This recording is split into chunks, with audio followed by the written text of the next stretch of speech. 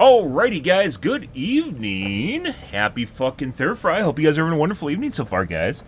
Tonight on the Dibs, we're gonna be playing the Dibs, but we're gonna be attempting to deal with reassurance. So we're beginning our foray into reassurance practice, I guess you could call it, which involves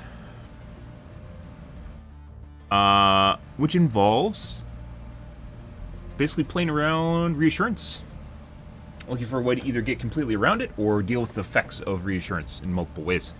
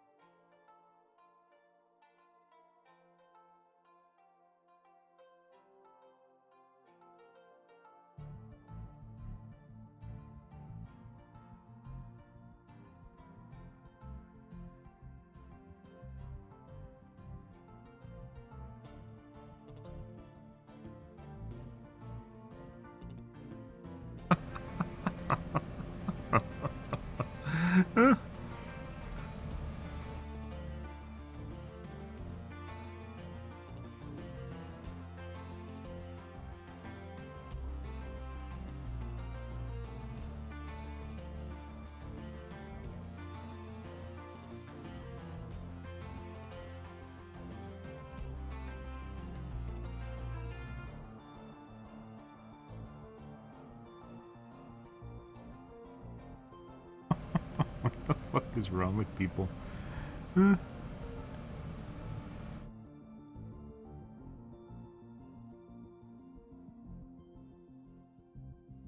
Oh, buddy.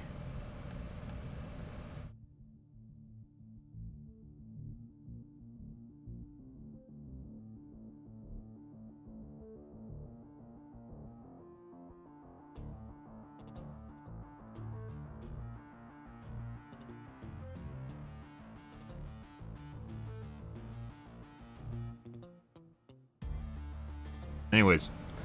Yeah. Like, I swear to fucking God, guys. Right when I start streaming, people want my fucking attention. I have no idea why. Very certain they don't know how to stream. It's just like, literally when I'm unavailable, people try to get my attention. They're like, hey, he's unavailable, let's get his attention. Like, what the fuck?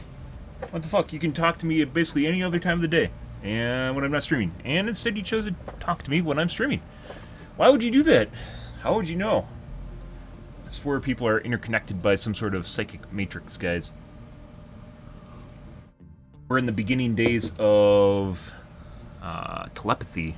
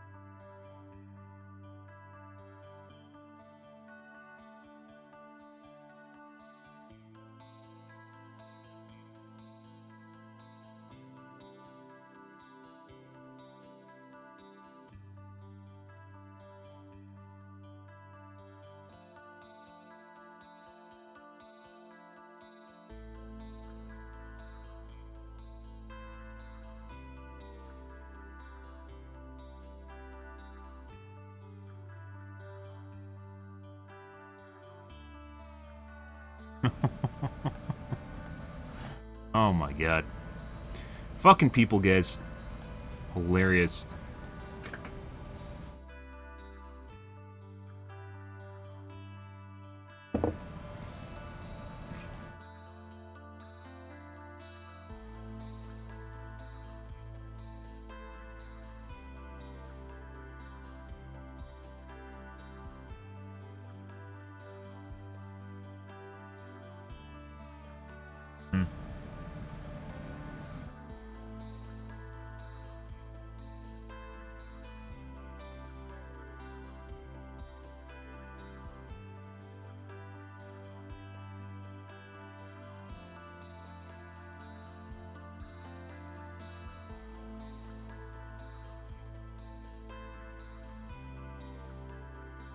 Good.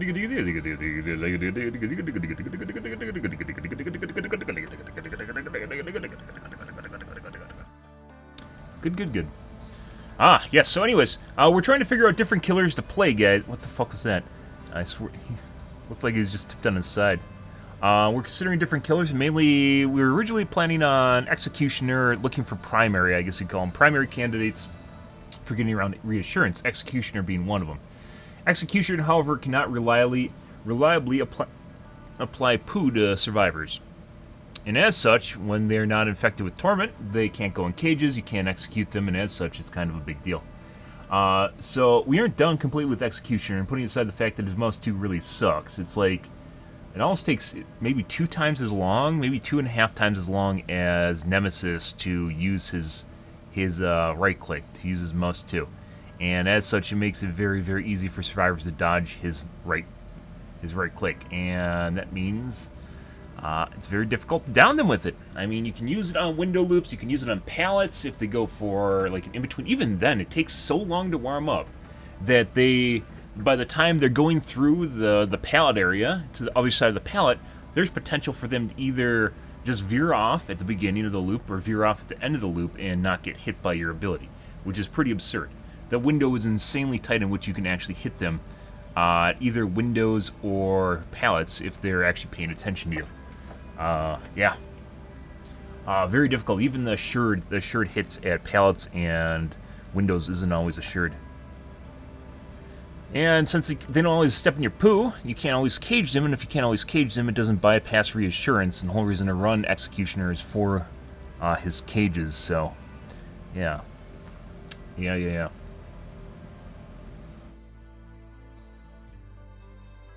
The other option is it comes down to intel, finding people so you can multi-tunnel. And even then, it might not even be multi-tunneling, depending on how well you can bait on hooks. Baiting on hooks is something I've already done, but I don't do it to the extent at which it usually causes me to lose track of the survivor. Reason being, if you lose track of the survivor, you lose your tunnel. That's a big deal because they can hide and you'll never see them again. So we're probably going to be running Darkness Revealed in order to find our tunnel again, which we talked about yesterday. We talked a lot about this yesterday. Or we have to run a killer that can properly identify survivors, such as Darkness. No Pepsi? Not yet. I usually drink a coffee first. And the soda is the dessert. That's later. This is actually decaf, by the way. I sometimes have instead of... I usually drink half calf. I don't even drink full calf coffee. Because it's all it takes from what it feels like. You've never seen the beginning of the streams, Grams? I usually have a cup of coffee at the beginning of the stream. It's a good way to start things out. Pitch meeting for all the Harry Potters. I see.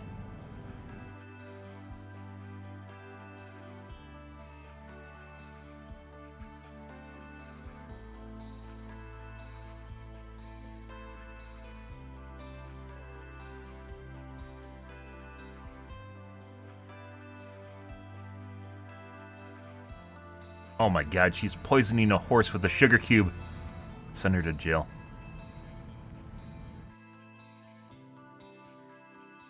Let's see what we got going on here, guys, though. We'll do a couple tube videos and do some uploads.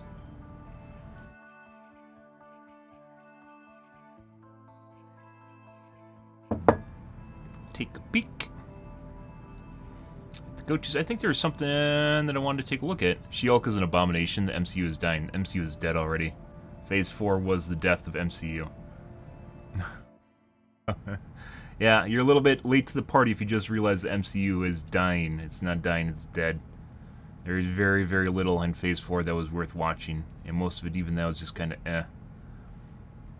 Like, Moon Knight was eh. It was alright. It was something worth watching, but I wouldn't be like, oh my god, you guys should go watch Moon Knight. It wasn't like that at all.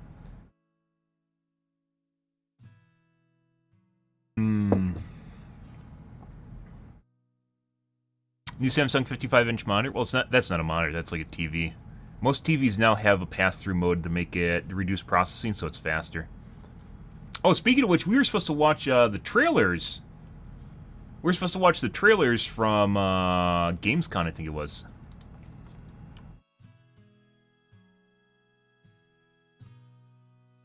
Here we go.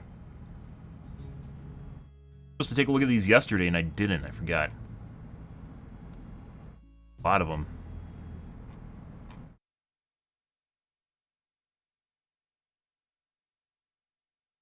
I forgot who told me about this. It's a well, I mean, what's the difference between a monitor and a TV? There isn't really much of a difference between a monitor and a TV besides the name. TVs are usually just bigger. That being said, not really interested in a TV. Like a screen that's so big, I think about 24 inches is about the size I want, and 27 inches is the absolute maximum that I'd be willing to ever do for a monitor. My current monitor is 24, and that's perfect. Like in my eyeballs, it is perfect. Like right where it is on my desk and how big it is. Like if I got a 27, I'd have to push it back further.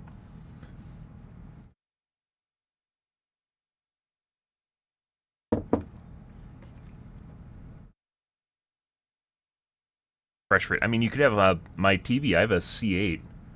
My light bulb's going, guys. It's not dead yet. That's an OLED or LED light. It's not dead yet. My TV's an OLED, however. I got a C8 and it's 120 hertz, so. And that's 4 years old now, I think. 3 years old. OLED, HDR, 10-bit, 120 hertz. 4K. There it is. Let's take a look at some of these trailers, guys. By the way, every single fucking trailer in existence should be 2160. Every single fucking trailer should be 4K. All the CG should be 4K now, because when they render it, guys, they can pick what resolution they render it at. And it can be whatever they want it to be. And 1080p just adds more artifacting than 4K does. So why wouldn't you just do everything in 4K now? If you're a live streamer, you should record everything in 4K, unless you're not a live streamer. IRL streamer, and you walk around, everything should be in 4K. If you're doing TV shows, it should all be in 4K. There's no excuse. I can buy 4K. My fucking webcam is 4K.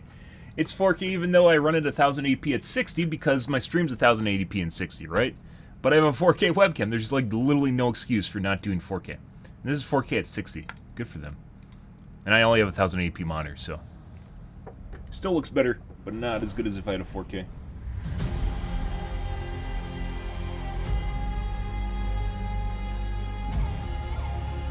Love me some strategy game. Oh, it's not a strategy game. MMO. Wildlands! Wildstar, not Wildlands. Wildstar!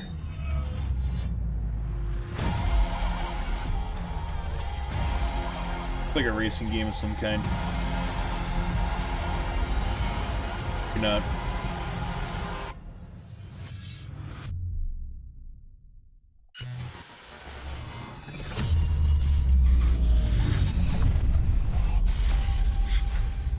See.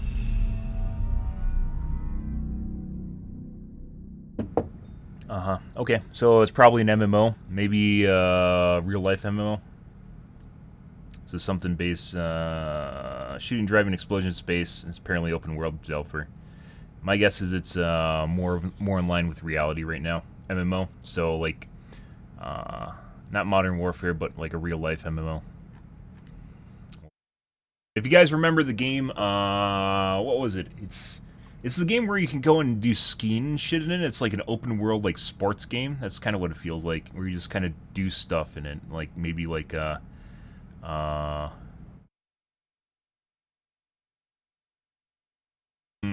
what is it, Larry's World? Gary's World. There we go. Kind of just join servers and do random shit. Dune! What is this? An MMO. Take a peek. In 4K. Everything should be in fucking 4K.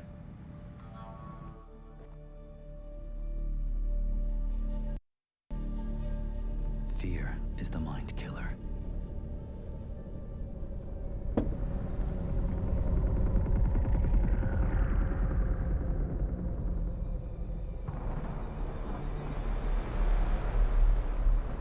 Fear is the little death that brings total obliteration.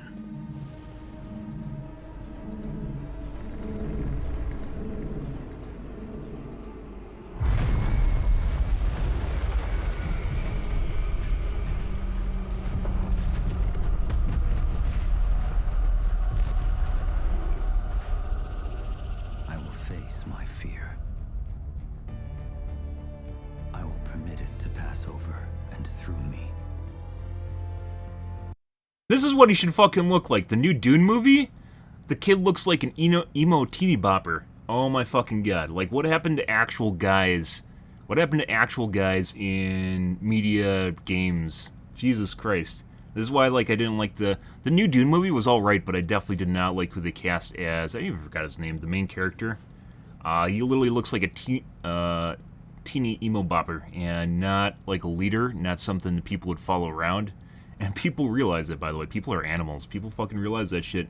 So when you see someone like this compared to the guy they had in the new Dune movies, yeah, unless they recast him as a different guy, which I'm pretty sure they're not going to, he literally looks like some sort of guy you just, like, straight out of high school. Not really interesting at all.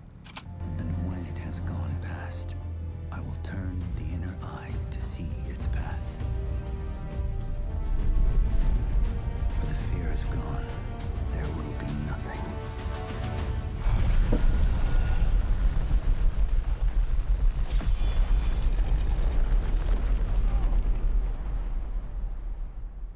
Only I will remain.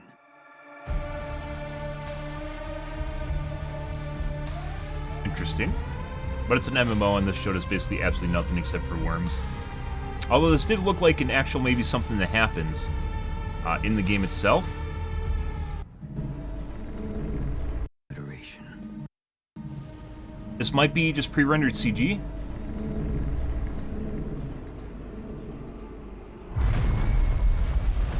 But this kind of looks like game engine stuff. You can see kind of like some of the weird nuances with like dithering around like the like with graphical effects right here where it looks like stretching. Maybe? It could just be bad CG too. Possibly. We'll see. Because most infrastructure is so dated now it cannot support for... What does that even mean? What? Sure it can. What are we talking about here? God, I closed the wrong tab. Interesting. Whatever.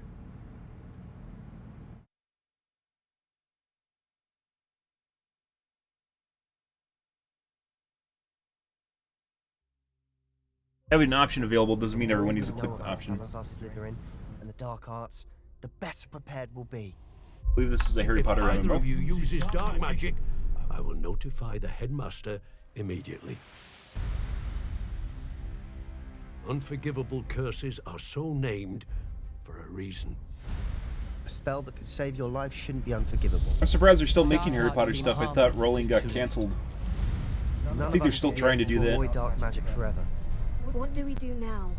It's up to us. I can teach you Crucio, or I can cast it on you. I'm ready. Crucio! You've made your choice.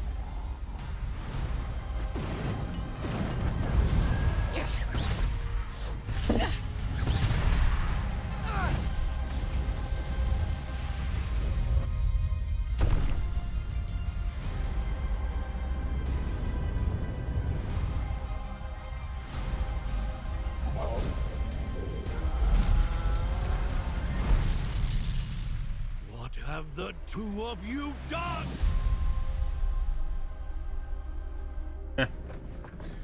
It'll sell because it's Harry Potter, but doesn't actually look interesting at all. Console-ish, so probably not an MMO. Yeah.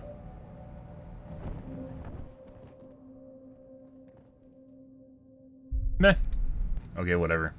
Tales from the Borderland. Interesting. However, I've not played the series. Just like, was it Tales from... There's another one down here. Most stories in the Borderlands start bloody. They end bloody too. Sometimes, all it takes to change the galaxy is a trio of losers trying to get through a bad day. Oh my god. We are in the middle of a Tedior invasion. Leave immediately! This area is now under Tedior jurisdiction! They think there was a vault key being kept on the station. If we can find whatever's in that vault before Tedior does, We can change our lives.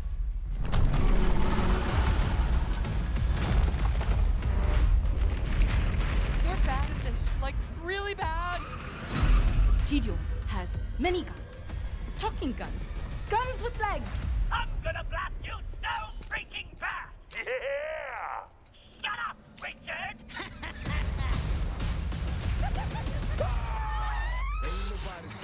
I always wanted to change the universe for the better, and now we actually can!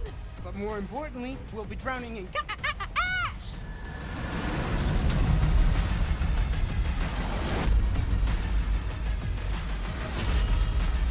Why are you people like this?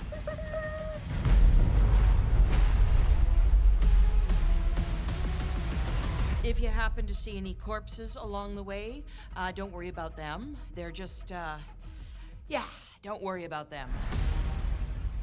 So, supposed to align with the younger demographic, I guess. The kids love that shit. Whatever. Tales from games aren't usually like a full Borderlands game. This is like just like a story. An episodic narrative. Yeah. That's not what I was thinking of, though. Where is it?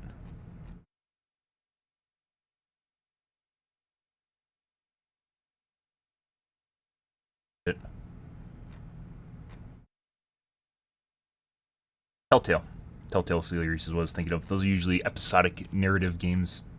I guess is what they're calling it now.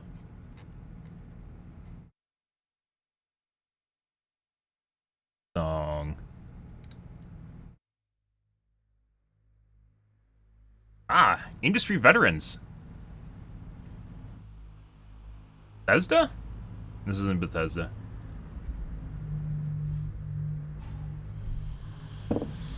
I see. You just used all the Bethesda names. Of reality. There exists. Is Fallout Bethesda? No.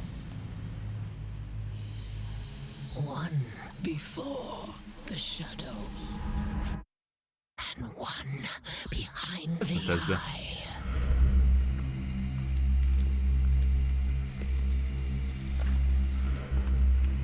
This is probably a supporting studio.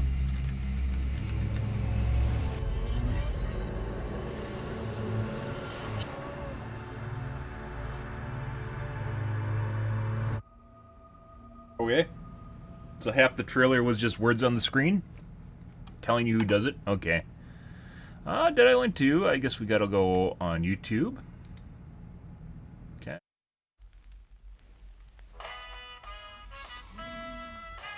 Dead Island was a long time ago, if I recall.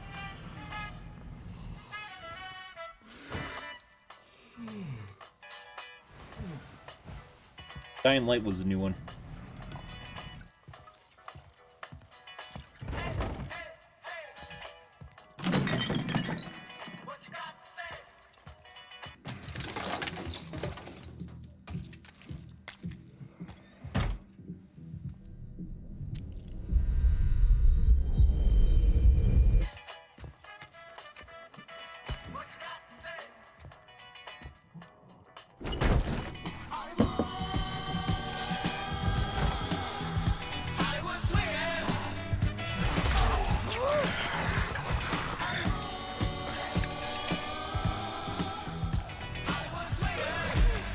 That's not how you use a gun.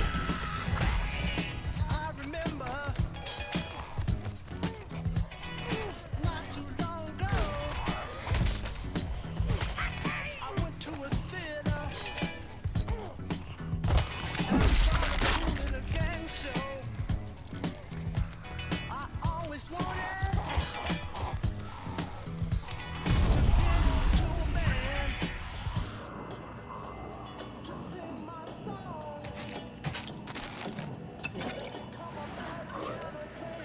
Product placement.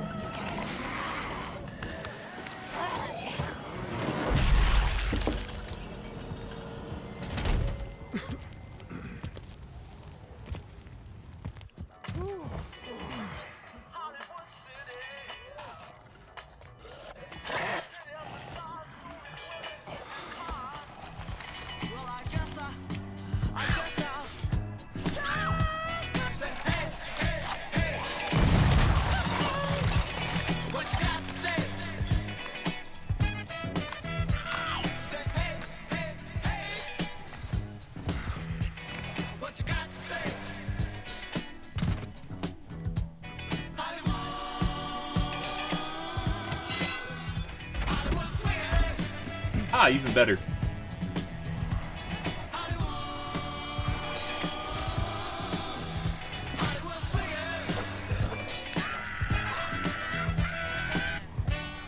Interesting.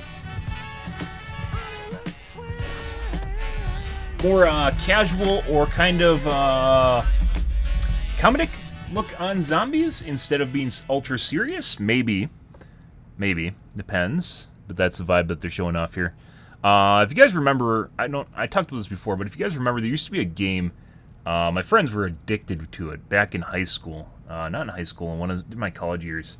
It's where you went around with a camera and you took pictures while basically evacuating people from a mall. And it was one of these weird games where there's all sorts of fucking weird shit you could do to kill zombies that obviously doesn't really completely make sense. But it's more of kind of a comedic, lighthearted take on zombies rather than something ultra serious. Some of the plot lines in it were ultra serious. What's it called? Zombie game where you go around taking... Zombie game... around mall taking pictures. Oh, no. Dead Rising. I believe it's Dead Rising. Yes. Photojournalist. This, exactly this.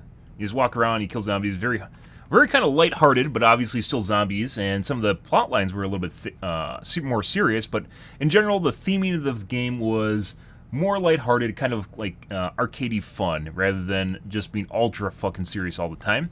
And as such, it actually made the game quite a bit of fun. I didn't really play as more watching my friends play it, mainly because I wasn't all that interested in playing zombie games, and depends on which it is, because it wasn't multiplayer. But an interesting game, back in the day. Reminds me of that, but it might not be. The original Dead Island, I believe, was relatively serious, so... Callisto Protocol? What is this? Live gameplay? 4K! In 4K! In 4K! 4K.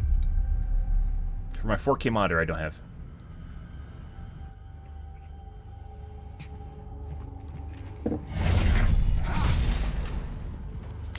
Leisure Suit Larry? Not Leisure Suit Larry.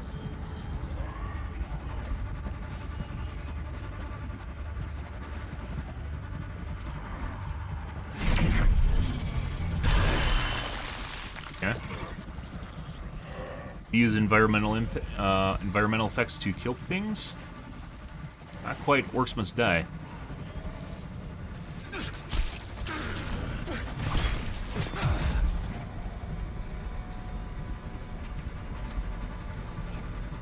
That seems like an OSHA violation. I wonder why that's there.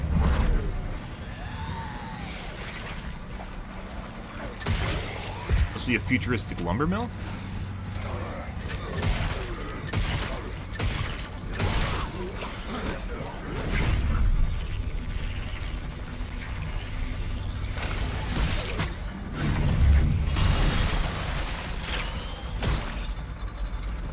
Pops off his head and throws it at you?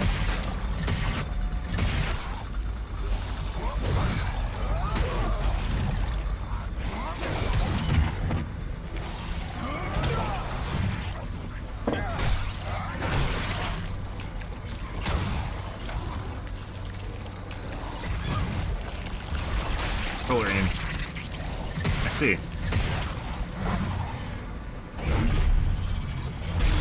Ah! Just throw them all in the grinder. Why haven't I tried to shoot them?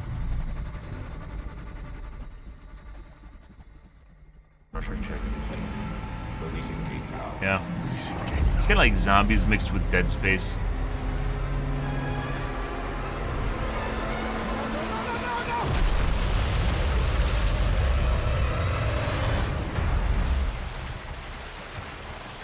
Hey, this is another Dead Space game?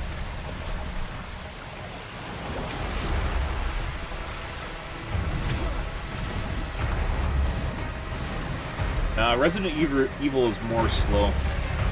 Resident Evil has that like slow, methodical pace.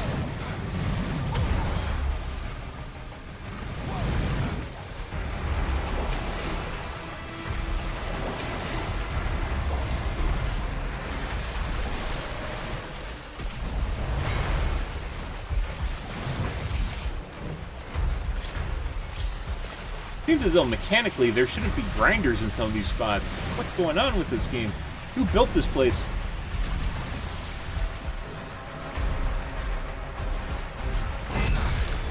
That could actually be,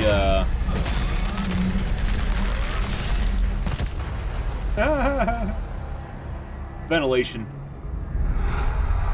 Oh, bad ending, guys. Okay. Helmet makes his head look huge.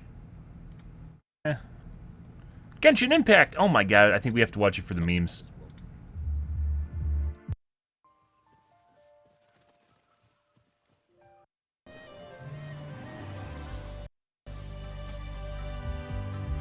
I don't play Genshin Impact, but I know a lot of people are interested in it.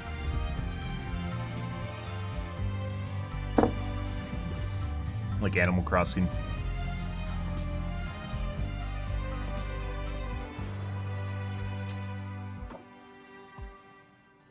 Can't see. Oh my god, they're saying the things. Come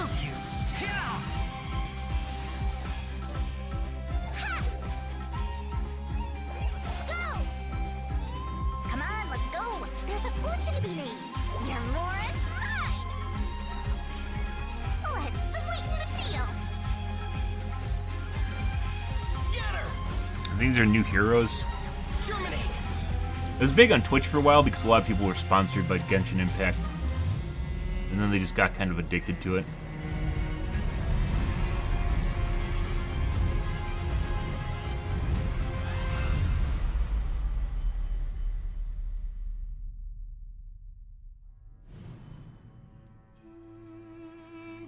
My god, the secret.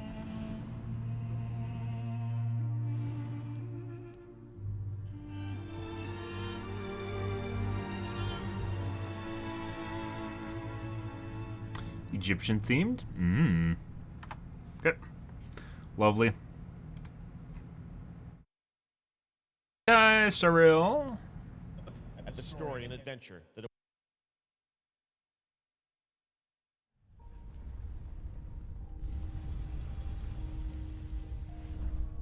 Is this based on the anime? There's an anime about a train that literally just flies across the galaxy. Offhand.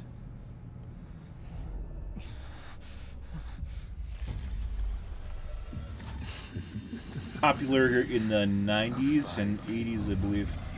3 must pay a price. You are not one of them, Jinyuan. Oh, not yet. We're getting to it. There's a lot of trailers here, so.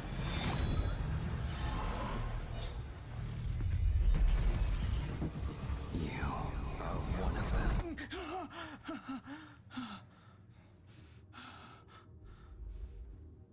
The Shenzhou is in danger. This man, he... The train is about to make the jump. Hold on, everyone.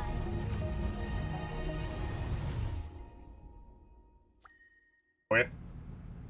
Once again, there's an anime about a train that just went across the galaxy in the 80s, 90s, I think it was.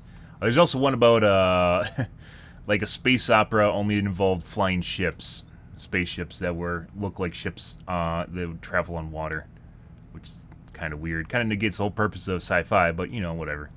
Friends with friends! Oh my god, this looks so good! Let me tell you about the friends that invested all they had on a shady site that looked like a scam. It said buy this magic cards to play the coolest game and fight against your friends with no consequence.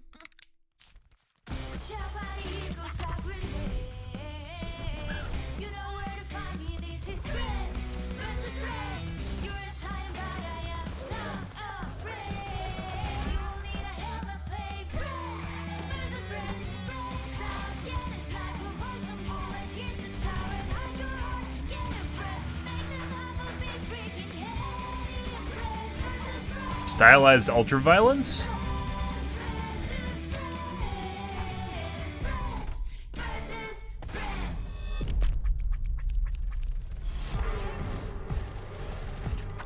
And the game looks quite a bit different than the trailer. Like Borderlands kind of stylized, cell shading.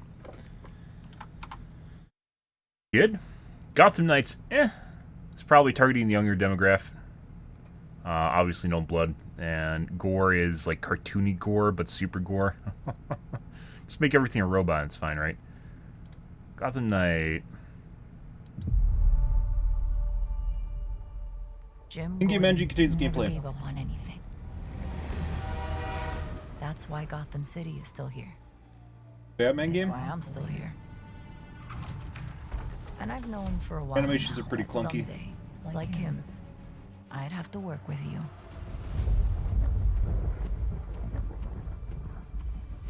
I've seen plenty of criminals in my career, but nothing. I don't know. They had GTA. Rockstar had a cleaning house to get rid of kind of their frat boy culture. I remember, like I mentioned before, I've read an article. There's Forbes had an article, I believe, about that.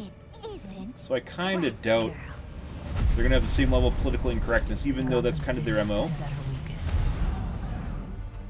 There's blood in the water. Next GTA game's probably gonna be shite. They're all making their move. Play nice. But we aren't going to give up. A storm has risen over Gotham. Nothing can stop it.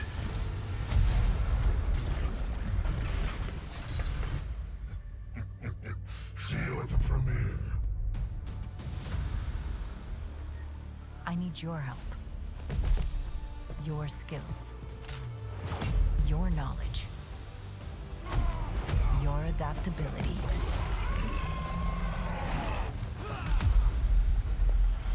You got my back? Oh, boys!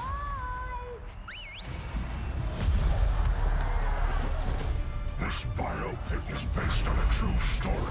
My story. Soon, Hey, Raul. the world will feel the call. Happy third fry. I got one last little surprise for you.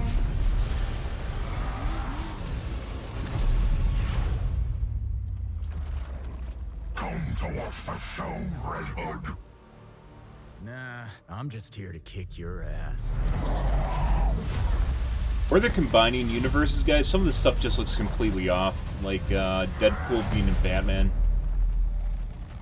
I get it, you own the IP.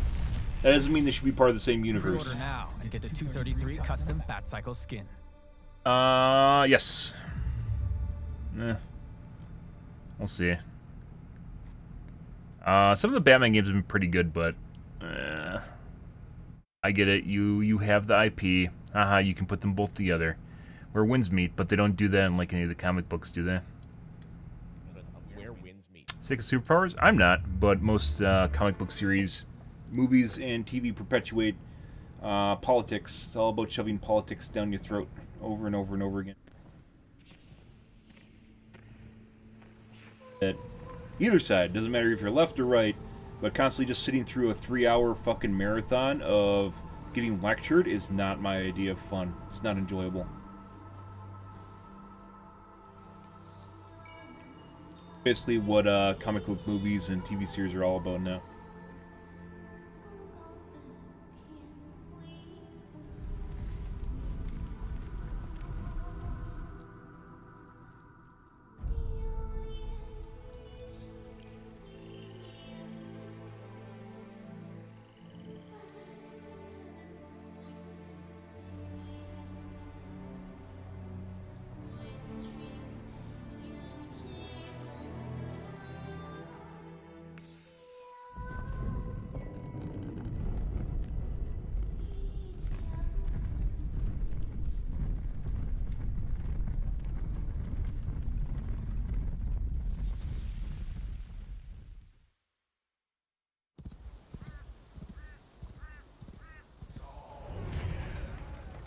Oh, is this the really, like, really good-looking Dark Souls-ish game?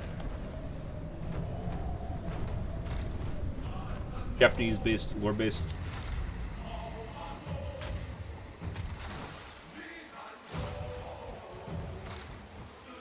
Frame rate tanking. Holy shit.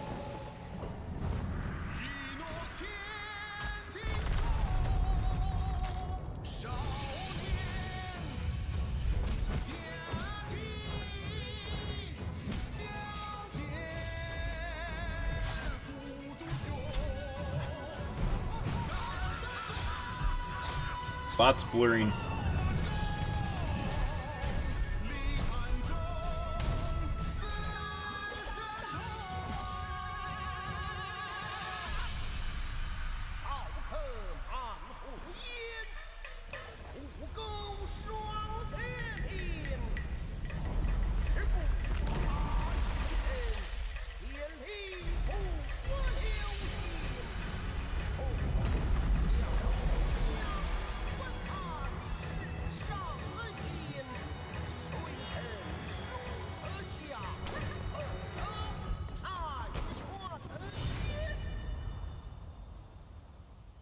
Huh.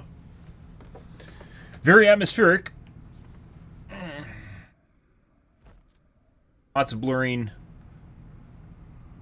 Lots and lots of blurring. And screen shake. I hate post-processing so much.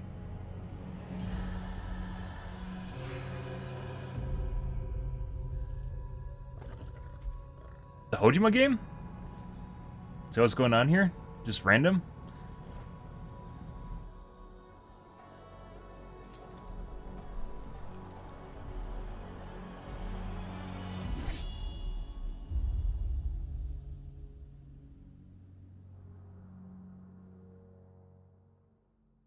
Okay.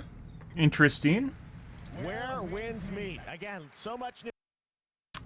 Interesting, but I think there's another one, Ghost of Tsushima. I haven't even played that yet. So, the games look cool, but in terms of actually playing them and enjoying them, not really my thing. Park Beyond, I love Roller Coaster Tycoon. If a woman in a game or movie is beating up a guy, she shouldn't be 100 pounds. I'd agree to a certain extent. Like, you can actually look very built as a chick and still remain feminine. So, like, you don't actually need to, like, they don't need to be, like, either super rotund or, like, very masculine in order to have, like, a built body. Like, you can look at some of the female MMA fighters, for instance. You just end up looking like having a more full figure. But what was the most recent one? Thor Love and Thunder. If you guys didn't know, they actually they CG'd Natalie Portman's arms. Yeah, they CG'd her arms. Because she has like fucking twigs for arms because she doesn't work out at all, and she decided she wasn't even going to try working out for the movie. So instead of forcing her to work out, they just CG'd her arms. Yeah. Holy shit. Yeah, please. I'd agree to that to a certain extent, but yeah. Like, making it look like it's possible. They could even use some MMA fighters. I don't know. But, like, if you look at some of the MMA fighter chicks, like, they definitely have a more built body, and then they still look relatively feminine. Some of them look relatively feminine. Depends on who you're talking about. Peggy 7. Yeah, it's fantasy. To a certain extent, it's fantasy. I believe fantasy has to be rooted in reality in some form, though, in order to make it believable. Here's a little something to inspire you. Be creative.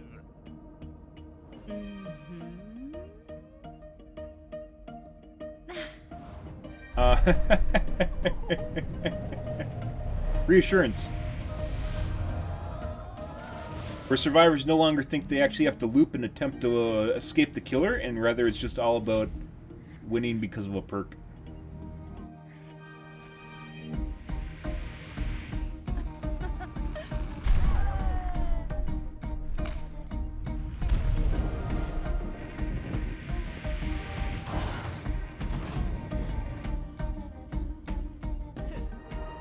Great job, guys. This has a lot of Yeah, potential. simulators. Couldn't we go a step beyond? Ta-da!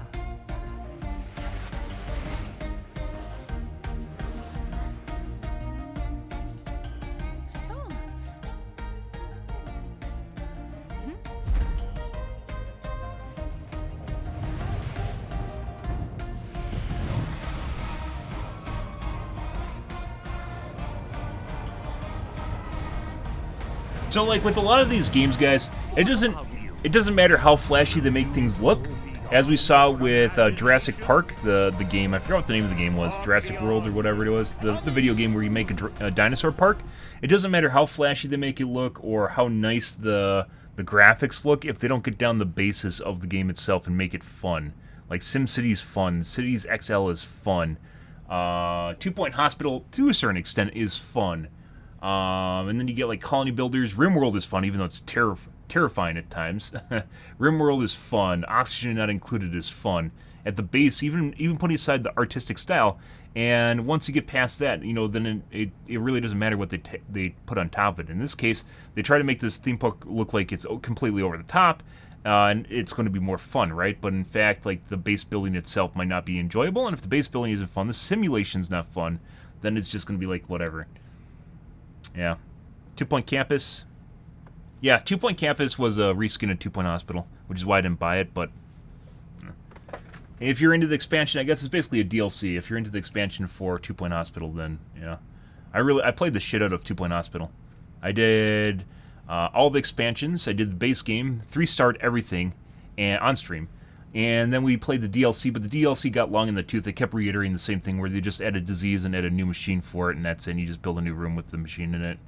And they didn't really add any, like, in the original base games, there were disease paths, I guess you could call it, where, like, if someone got cancer, whatever it was called in the game, if someone got cancer or heart disease, you'd have to go through, like, a 5-step process to cure them. And it involved a lot of min-maxing to make your hospital work out properly. I liked that. I thought that was fantastic. But then they didn't do that. They didn't add advanced diseases, what I used to call them. They didn't add any new advanced diseases. Yeah. Tropico? I never played Tropico. That was on my list, but I can only do so many single-player games because they don't really generate publicity on stream. Like, it's not something people want to watch. Check it out. Lies of P.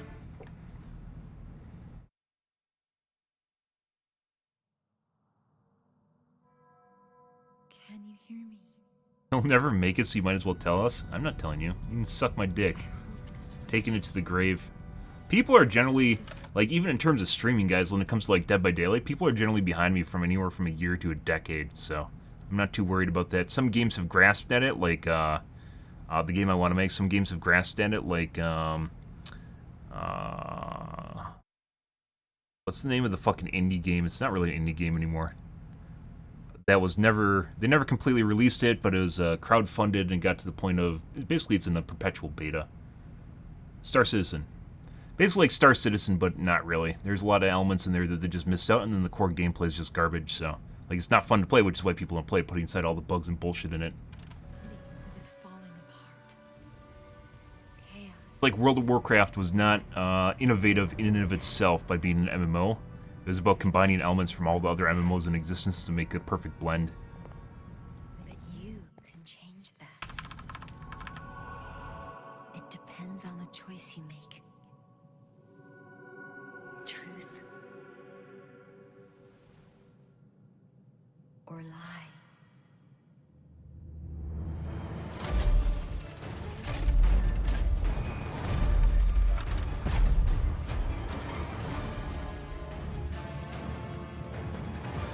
VR gets better online dating. It'll be interesting. Yeah. Too much of you. I think online dating is a stepping stone to real life dating. But I don't have a choice.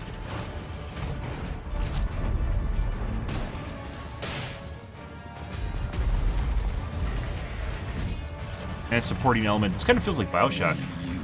A supporting element for like a long-term relationship or a long-distance relationship. Help me.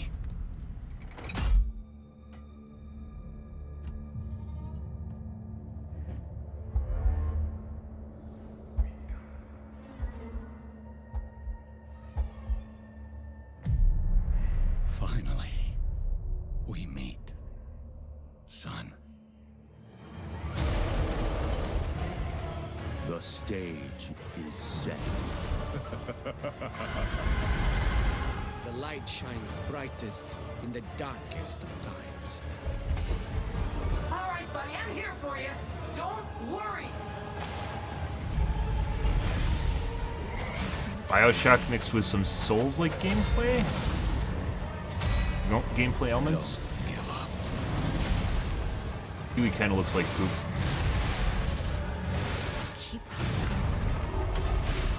Oh, what was the steampunk game? An adventure game.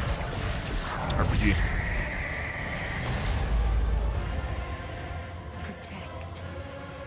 A lot of people hyped it up, but it actually wasn't very good.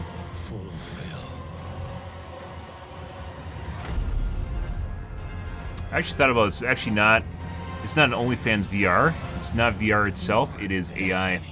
So if you can replace a person with AI, there's a lot of people that would do that. Not just in terms of romance, but also having a companion. You call it a companion. I've had a lot of, not a lot of, I talked this over with my friends about 7 years ago.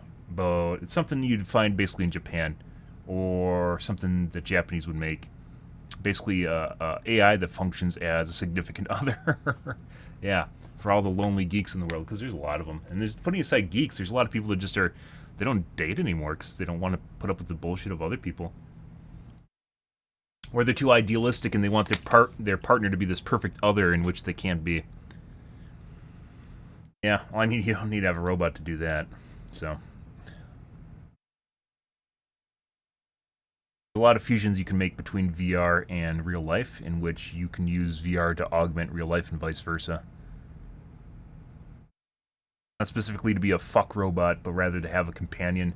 Like, even old people just want someone to talk to, and if you can have something that was remotely human-like, in terms of their responses and talking to you, like, people would actually get attached to it. Just like they do with animals and personify them, only animals can't talk to you, right? If they do that to dogs, imagine what they would do with, like, some basic level AI that kind of functions like a pet person.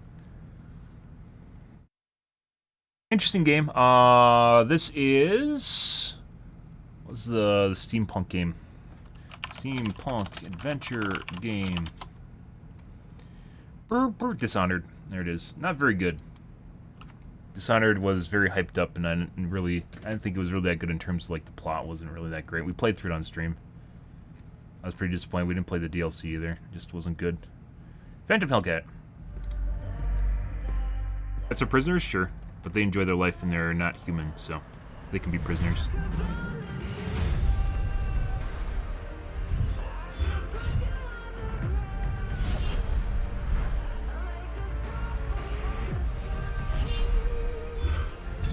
Environments.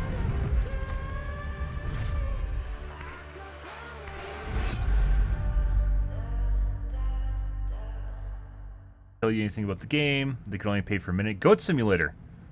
Peggy 12.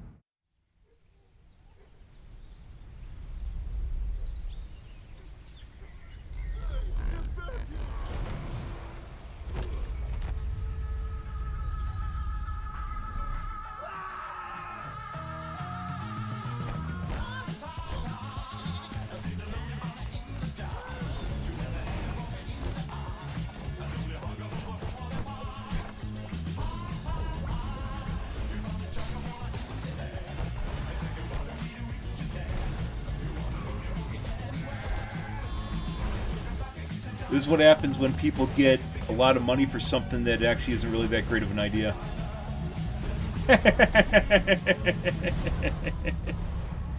This is V2 of the Goat Simulator game, I guess? Yeah. Yep. If you're stoned out of your mind, you might enjoy it.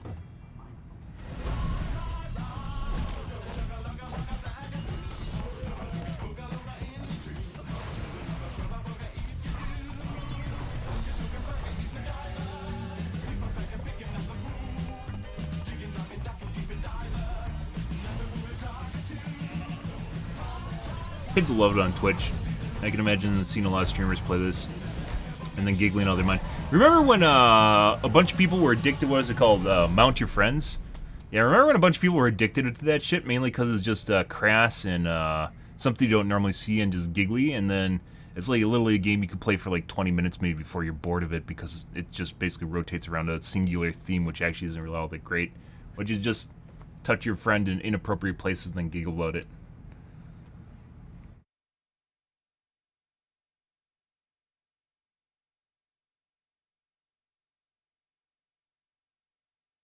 Yeah, Slane, don't perpetuate any stereotypes, please. Thank you very much. Keep it, not objectionably stereotyped. Yeah. I'm sure there's videos, but it doesn't matter. It's about what Twitch views as being inappropriate for chat. Yeah. And it's not go fucking, and it's not people from East India. It's when you're not East India. Middle East. It's when you combine both of them together into a stereotype. Please don't do that, my dude. Much appreciate. Grand Theft Auto. Yeah, it kind of feels that way. We're gonna purge that. Don't do that again, dude. And I have to do that because I can get reported for not actually controlling that, so yeah.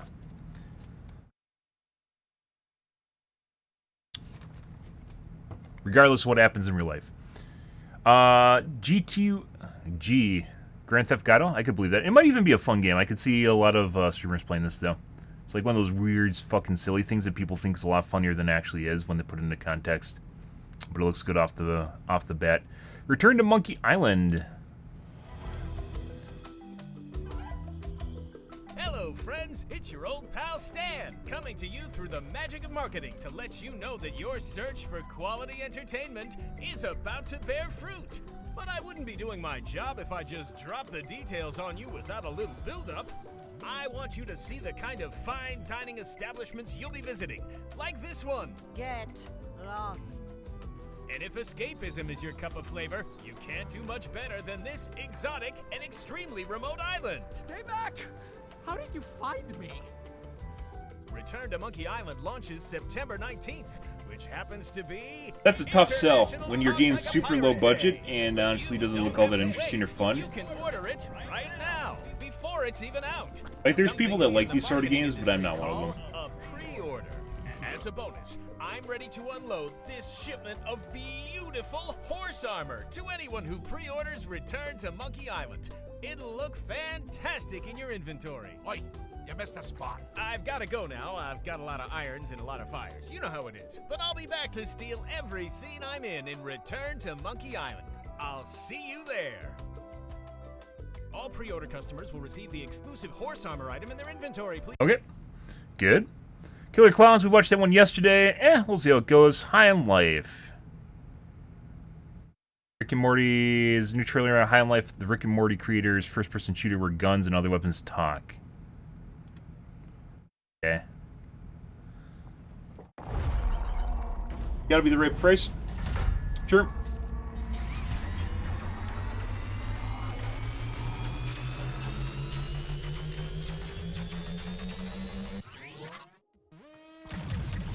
Wow, we're actually hitting her!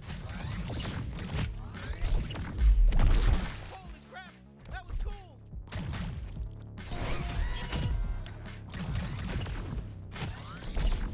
Come on, admit it! We're hurting you! No! Fuck you! Are you even a real bounty hunter? Jesus, it's so gross you even went in there!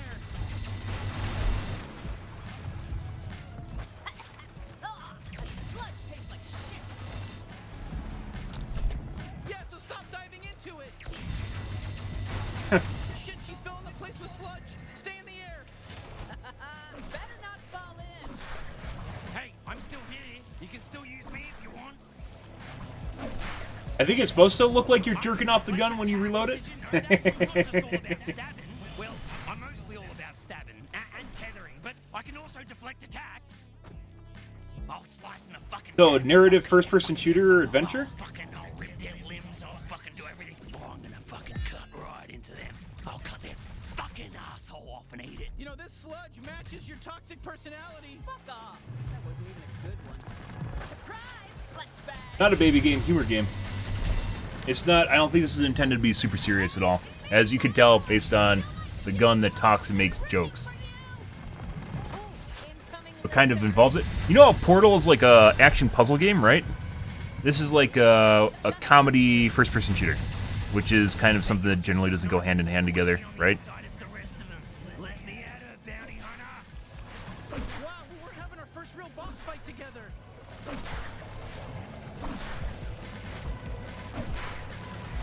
Actually, this isn't new, though. What's the name of the game? It's from the 90s. I played it when I was a kid. I'm the strongest out of all the Torg clones. I'm impressed surprised you made it this far. My ant soldiers are extremely strong. Honestly, I don't think they were. We're new at this, and it was pretty easy to kill them all. I'm taking you with me! Just stay alive. I think she's basically done for.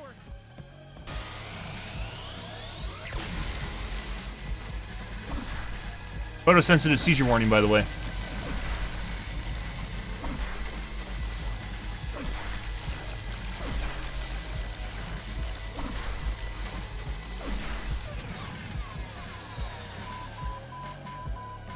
So this is a comedy adventure first-person shooter, which generally is not something that goes hand-in-hand together because a lot of people just want to have something super serious when they get a first-person shooter. This reminds me of a game from the 90s that was a first-person shooter. Very much similar theme. Obviously, graphics are a lot more dated. Where they used to tell jokes while you go around and just kill stuff. Oh, what was the fucking name of the game, guys? Sounds good. It's for a laugh. It's not there. It is not there to be something you take ultra serious, as you could tell. And also something newer, Ratchet & Clank, the new Ratchet & Clank game, which I wanted to play, but it was a PlayStation exclusive, so we never played it. The new Ratchet & Clank game I thought was going to be fucking terrible, and it actually turned out to be something actually pretty cool, where they combine kind of lighthearted humor, first-person shooter elements, and kind of like an adventure-esque kind of game. The new Ratchet & Clank, and then also, what was the name of the game? Oh, God, it's from the 90s. Let's 90s adventure game FPS.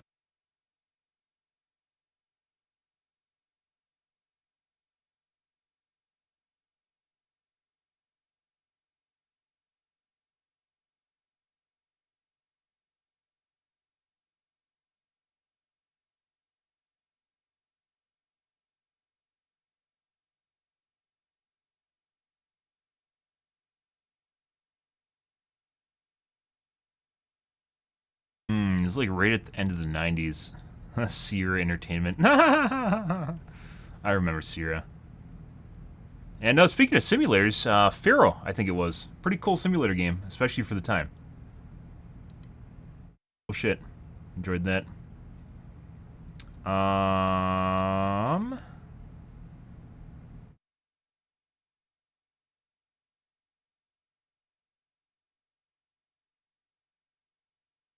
'90s.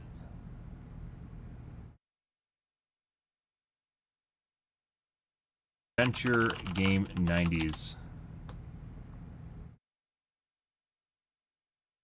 Fandango? No. Late 90s.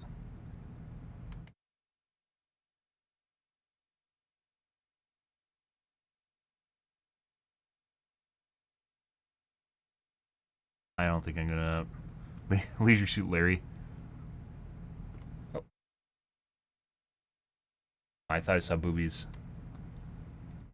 Space Quest. These are really... This is first 90s. This is end of 90s.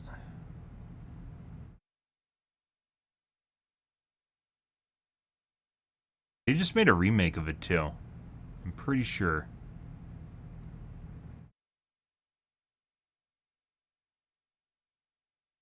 No.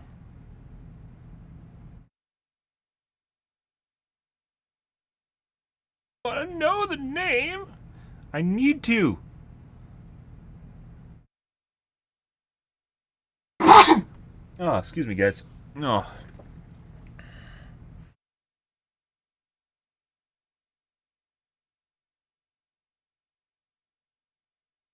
No. That's not a... I guess it was technically a comedy game, isn't it? No, it's not that, though. There's like a computer that had cracked jokes. It spoke with a UK accent. You spoke the Quenglish. You were like, had to work with this computer that was also spoken, kind of cracked dry humor jokes. And you'd explore spaceships and stuff. It was a sci-fi game. And the computer had a UK accent.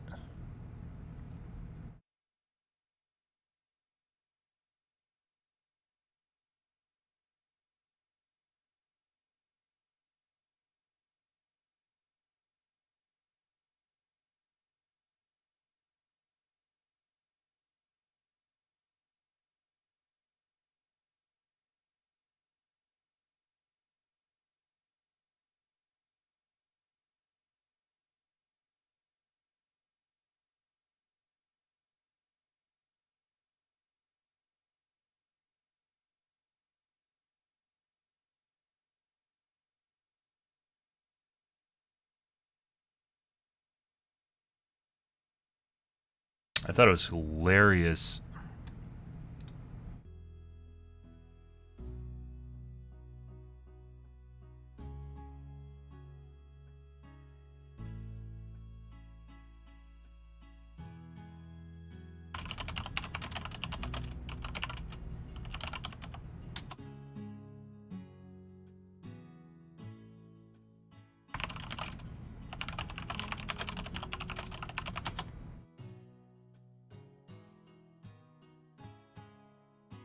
Oddworld?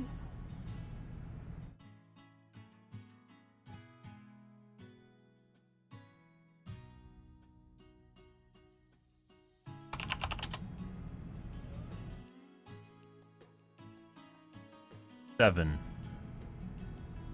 I don't think it was Abe's Odyssey. Oh.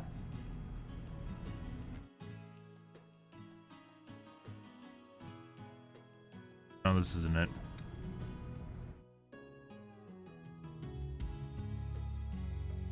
Think of British accents in video games. Okay. Was it PC? Yes.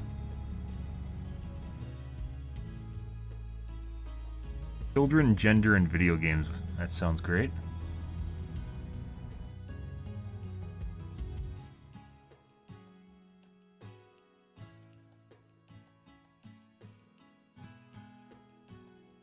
Twisted accents, intertextuality, and othering in narrative.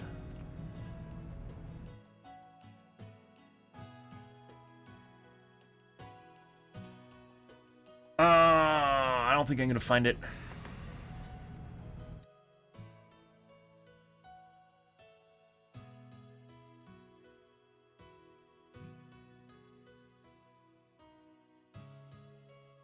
Taro. Out of place. What is this? 96 here.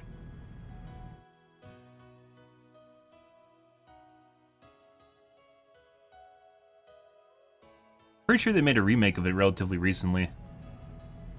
But that's, anyways, that's what it feels like. I'm not gonna sit here and hunt for this. It's gonna take forever.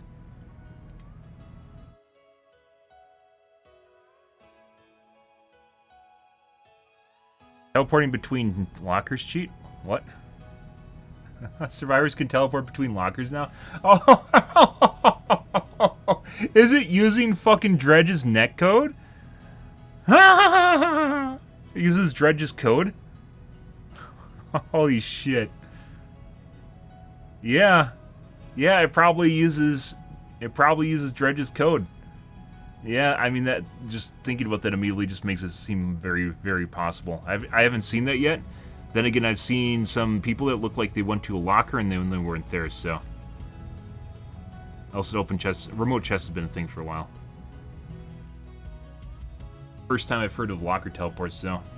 Makes sense. I mean, they don't even need to be in a locker to teleport, so. You can teleport without being in a locker. Let's see. Continue. Check this out. Check this out, guys. Are you struggling? Missing your regular FARTs? No. Have you tried going online? Drink more water. Visit exotic destinations.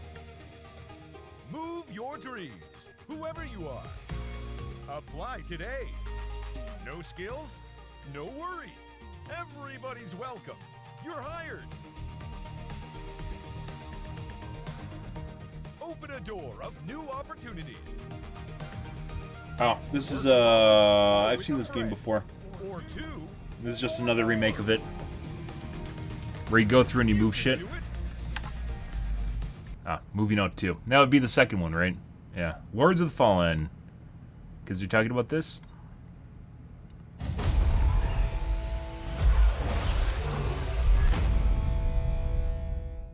After an age of the cruelest tyranny, man finally defeated its overlord. But gods do not fall forever. The champions of war united and began began the eternal watch over their tyrant's colossal remains.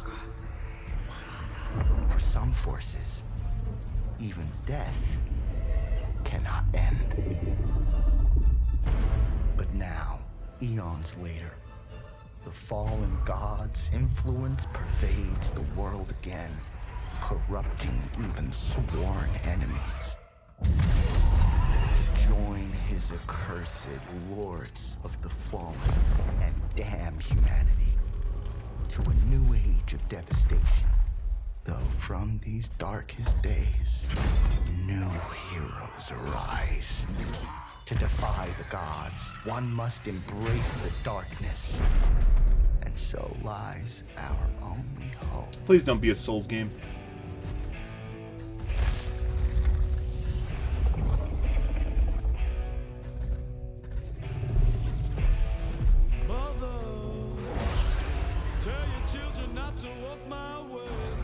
Oh. Oh.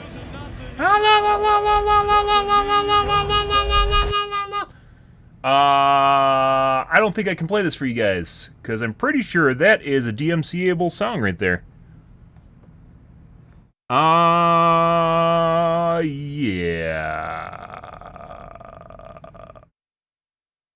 I was really into this, but I'm pretty sure that's a DMCA-able song right there. And I don't want to get my account flagged. So, yeah. Here, we're just going to do this. We're going to do this right here.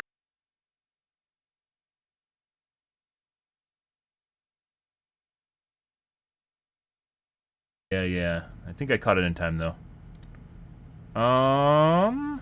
Here, let me mute this, guys. I'm going to watch the rest of the trailer, and you guys can watch it. I'll post it to chat.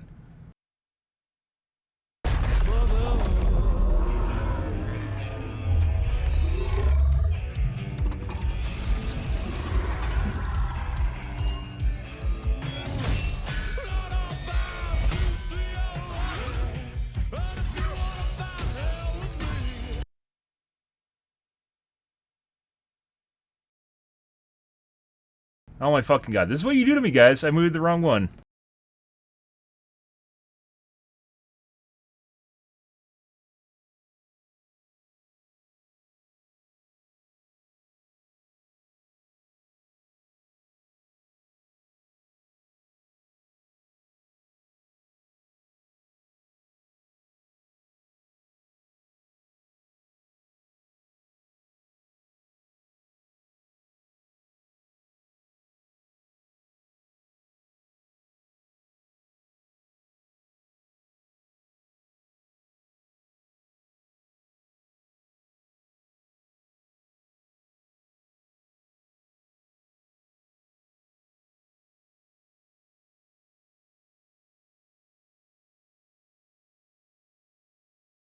Pretty cool.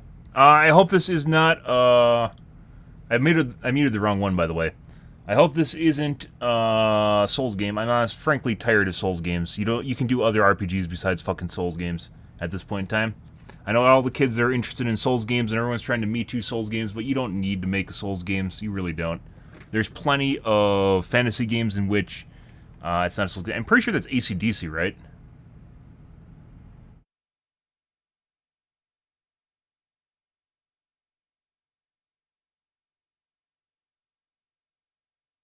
I don't think I would get caught on Twitch, but I'm also not going to go on my way. I'm very certain that's AC/DC.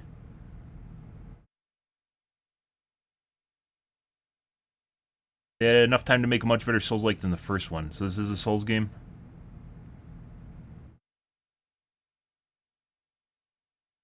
Song name is Mother, so it's not AC/DC. Is it made just for the game? Because it's made for just the game, then you can watch it, it's no problem. Here you guys go, I'm going to post this to chat so you guys can watch it. Kind of feel bad cucking you guys, but that's the way that it works. The moment it comes on and that sounds like AC/DC, that's an immediate mute right there, guys, so, yeah.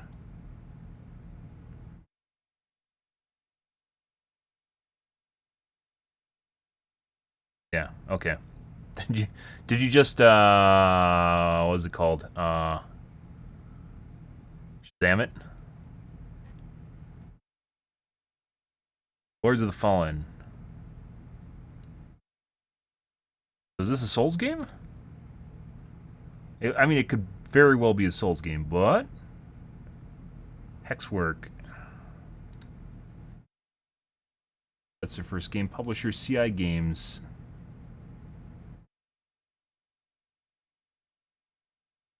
By release date.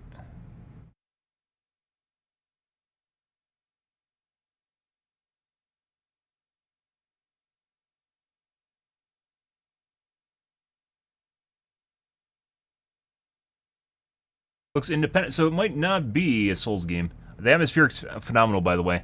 I mean, it's just another story, right? It's just another Lord of the Rings or whatever, but that being said, you can make some pretty fucking epic Lord of the Rings, just like you can have shonens other than Dragon Ball Z, right? And they still can be fucking good. Just because the elements are there doesn't mean that it's not going to be, it's done to death. You can have another game of the same type, and it can be fun.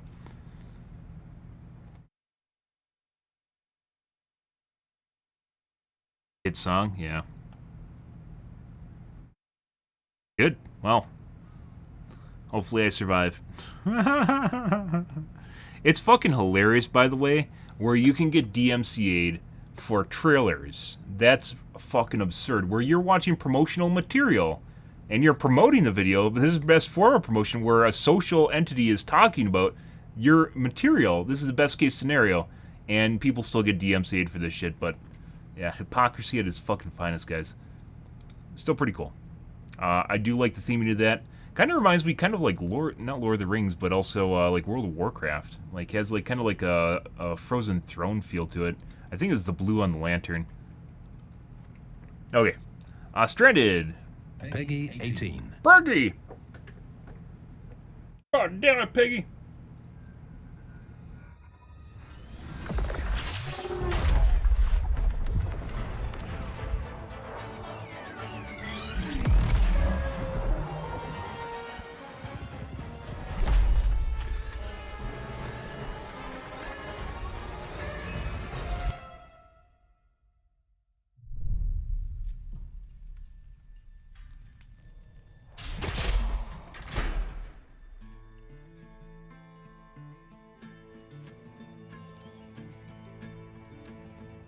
That sucks.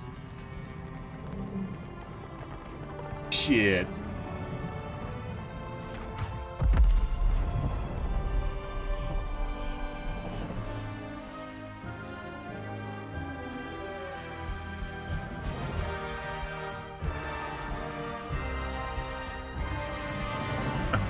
Imagine having to go from like ultra hardcore technology to people dying to appendicitis.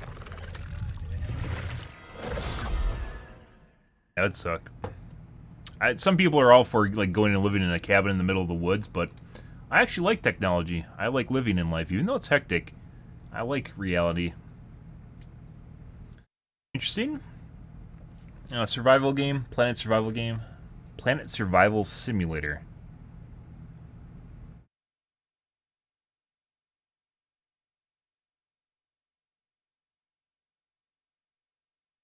Players help a group of colonists survive on deadly alien world. Ooh, if this is like a colony survivor, it kind of made this look like it's just like a hunter-gathering game. But if this is like a colony survivor, like RimWorld, that could be pretty cool. That could be pretty cool, but who knows? There's a lot of, I think the whole colony simulator aspect hasn't been done yet a lot. There's only a handful of games. Like, simulators have been a thing for a long time, right? But, like, colony simulators, there's been plenty of colony survival simulators. There's been plenty of survival games over the years. There's been plenty of simulator games. Not so many, but there's a decent amount of simulator games over the years. But combining those aspects into, like, RimWorld, Oxygen not included, makes for some very, very fun gameplay, in my opinion. But it's more of an RTS thing, so maybe it wouldn't appeal to as many people as a survival game is when you just like walk and you're the person, right? RTS games don't really appeal to many people, just like simulators. Under the Waves.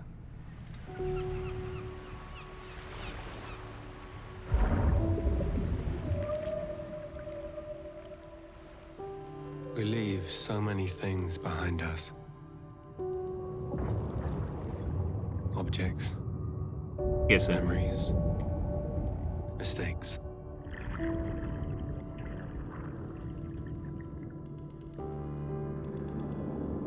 They sink in time, touch the bottom and go to sleep. Silence is full of ghosts.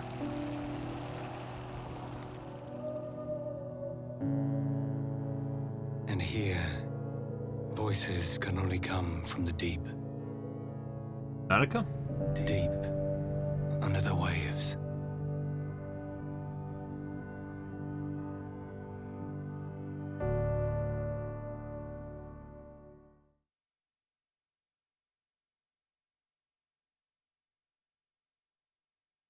Okay.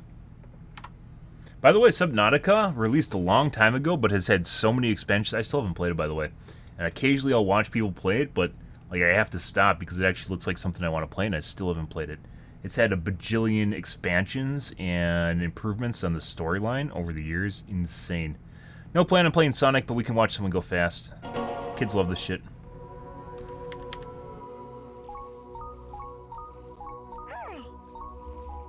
Suck my dick.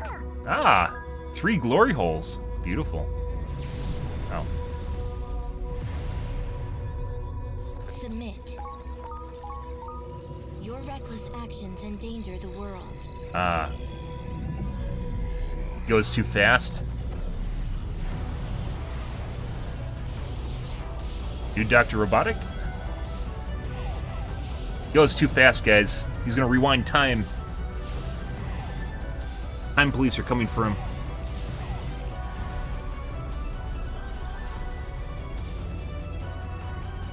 Oh no, his girlfriend. Or is that Tails? I mean, it's basically his boyfriend.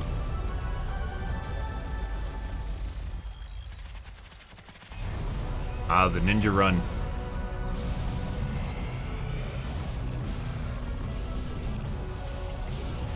Took them forever to kind of play in the Tron theme. You can see the tail there.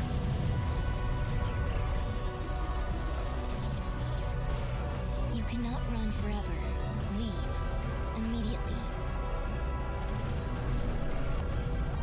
Classic angsty lolly anime girl.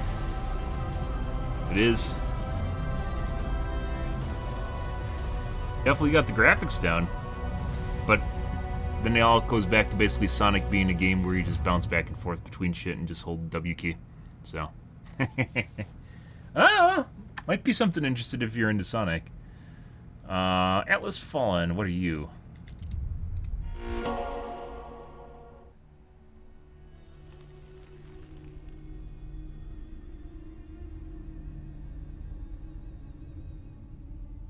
The sand has memories. Memories of our past, when gods walked this world, and our heroes stood amongst them. But the gods' vanity grew, and in their struggle, we were cast away. Only remnants of these stories remain in the sand.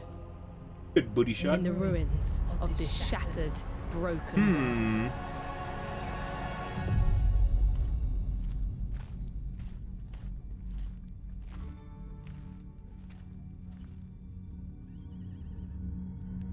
Fantasy met medieval?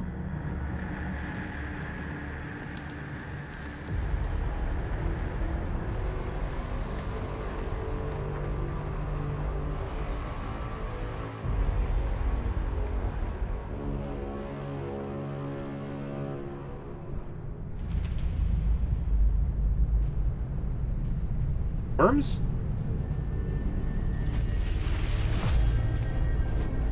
That's some kind of like Warhammer vibes to it.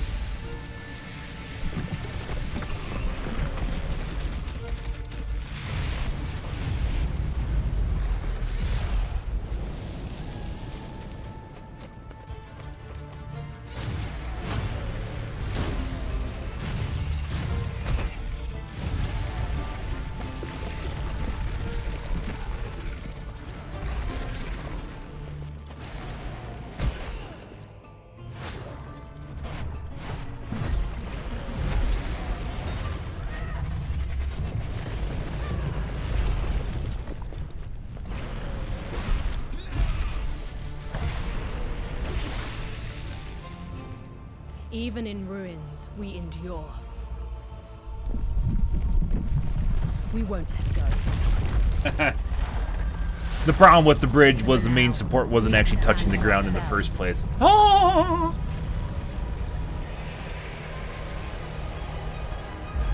And face gods. Pretty cool. If this is remotely close to in-game footage, very unique stylization. I like the Gara sand beasts.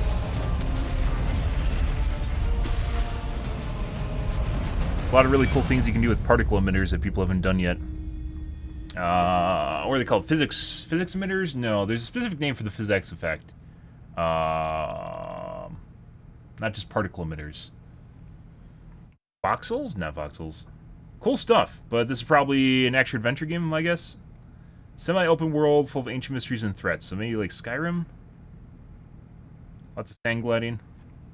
Dune-ish? It could be Dune, too. I think it feels better than that. I don't think people realize this, and I've talked about this before, but like probably one of the best representations of fantasy empires is totally Warhammer. It's 100% Warhammer. Not the old Warhammer, by the way, the new one, 40k. 40k is like V2 Warhammer. And I think it does everything from the original Warhammer just much, much better. Like, there's this kind of like imperialistic, like empire sort of feel that Warhammer presents, and like kind of like the level of like darkness versus light. And the elements, not just chaos, but like chaotic nature of the world, and in a completely serious. If you guys have seen Stardust, for instance, you know exactly what I'm talking about. Like, does it the best, and I think games have not still have not completely captured that to the extent of which Warhammer would. Like, there's been plenty of Warhammer games. It's just most of them are just bad. Most of them are very, very bad games. But the Warhammer itself, the atmosphere, the setting. The pure zealous nature of basically religious factions, but are also technically governments fighting each other, is phenomenal, absolutely phenomenal. And it kind of feels that way. This feels like some sort of like they're part of like an imperial army of some kind. Pretty cool shit. This is obviously, I don't know if this is CG or if it remotely looks like in game. I was laughing, by the way, because if you look right here when he fixes the bridge. I don't know if they did this on purpose. Like, he fixed the glitch, but then he didn't fix the glitch. Right here.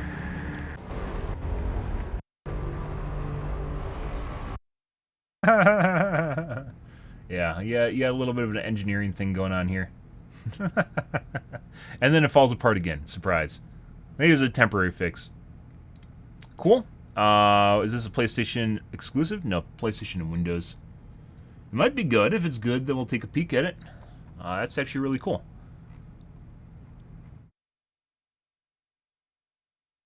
Lords of the Fallen was also pretty cool. Which I had to fucking mute. Oh my god. Outlast Trials. Is this a sports game?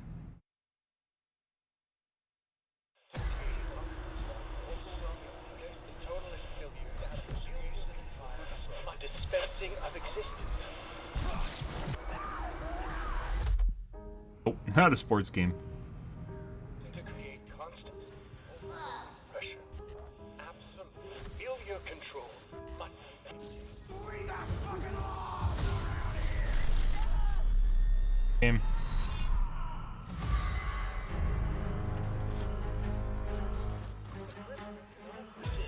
An assault upon identity. Reminds me of We Few People, which just turned out to be kind of terrible. Look at that pretty face. The idea is cool. Also has a feel like Bioshock.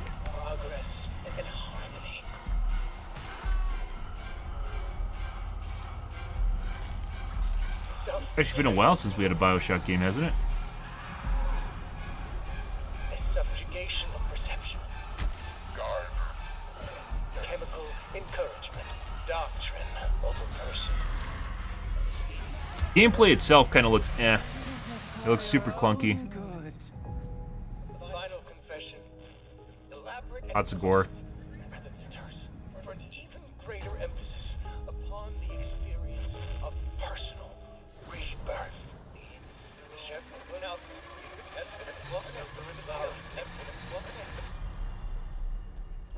Political criminals,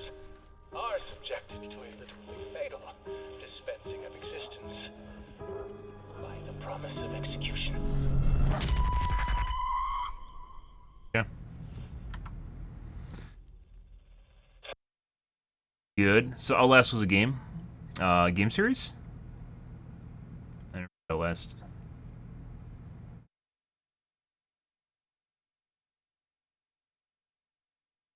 Yep. Moonbreaker. Welcome to the party.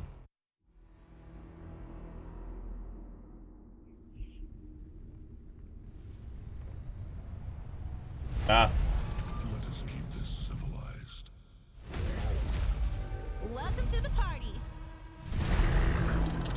With you till the end.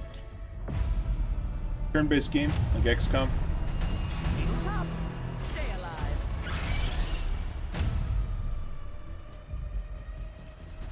This'll be over real quick. It's tough to one-up XCOM. For what XCOM is, yeah. For what XCOM is, it does this kind of sort of genre the best out of any game. Grenades, anyone? A lot of games have tried to do the same thing. They'll never see this coming. You played XCOM on stream before. I taste their panic. I don't think we played the new one, though.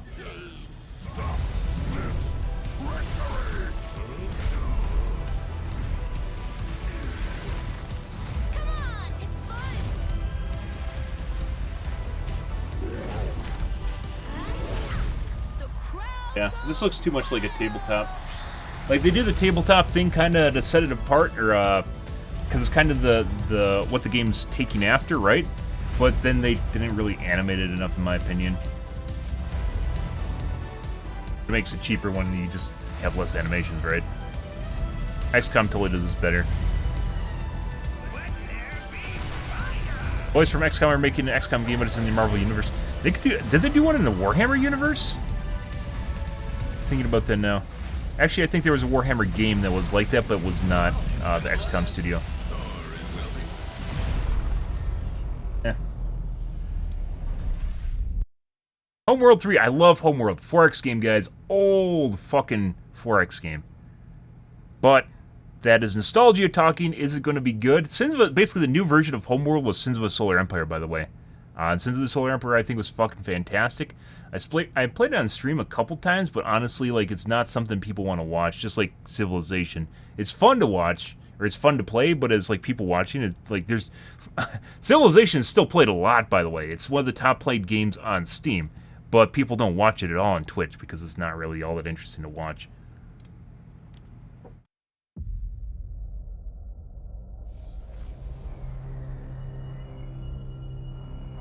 Like, Homeworld had the fucking...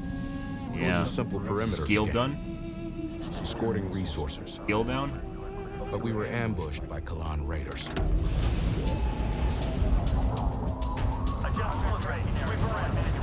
fighters were no problem, but the missile frigates were a different story.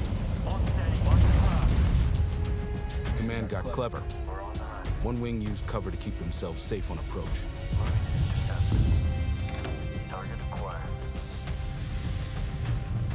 While another group found a tunnel in the structure to sneak behind them. I thought those were engines. It worked. But just before a carrier battle group arrived. We scrambled bombers.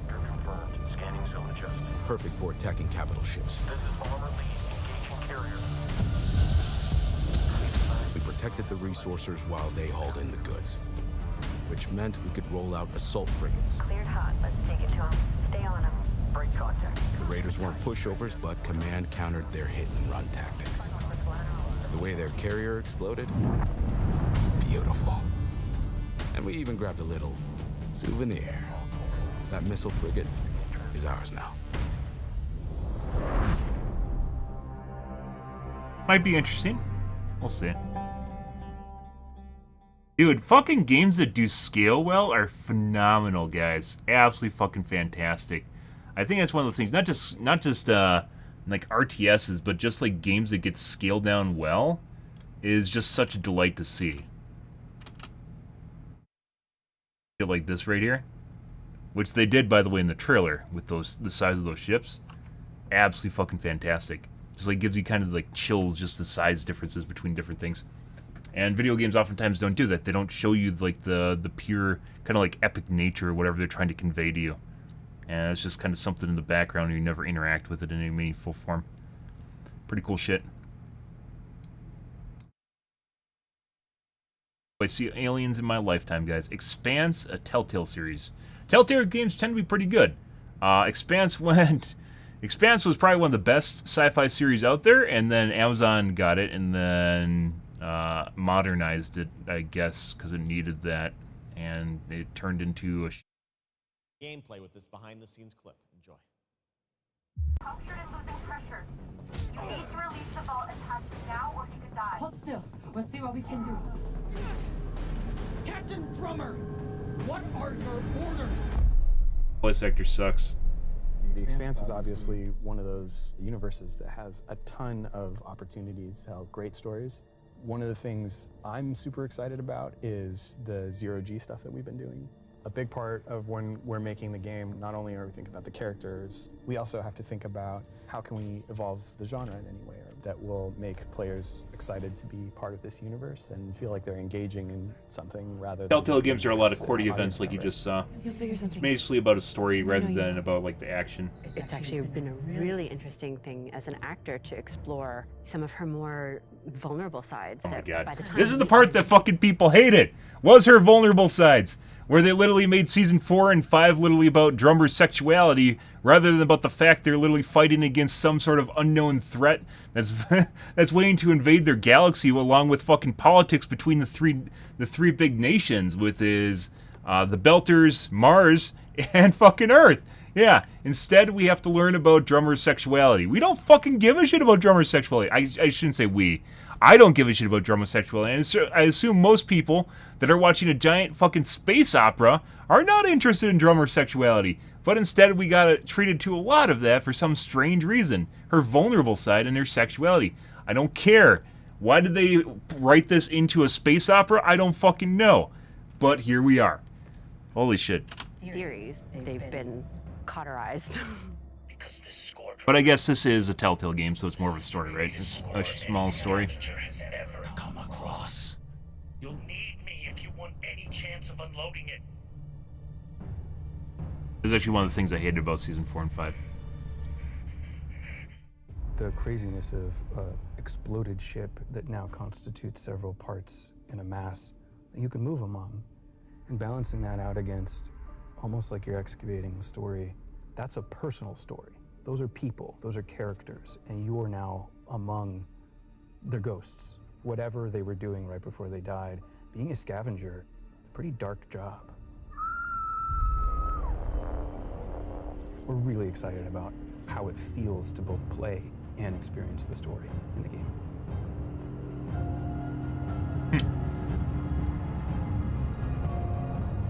Whoever did this is long gone, and we still have a ship that's ready to be scavenged. So get to it. Cool. Telltale games tend to be pretty good, story-wise. Good. Okay. Deformatic. So I haven't played this yet. I've watched other people play it. Oh, I guess this is just a screenshot. Cool. Insert video here. Pretty cool. I've not played it yet, though. I've seen other people play it. It's kind of like... It gets a little bit intense, but it's basically supposed to be like this chill game where you essentially can procedurally generate lands, a city? I don't know what you want to call it. Like, the world? You procedurally generate the world through, like, board game elements. Pretty cool stuff, if you're into that. Scars above. For a sci-fi action adventure. Here we go.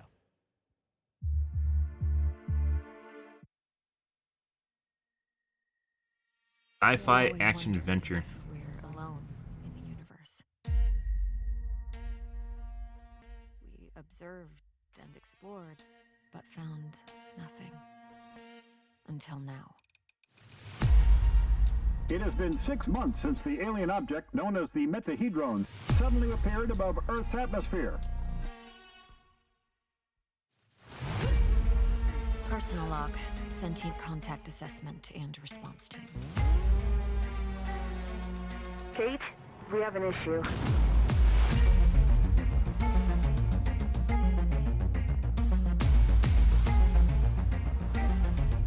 happened? Power supply failing. Sensors offline. I'm switching to backup generators.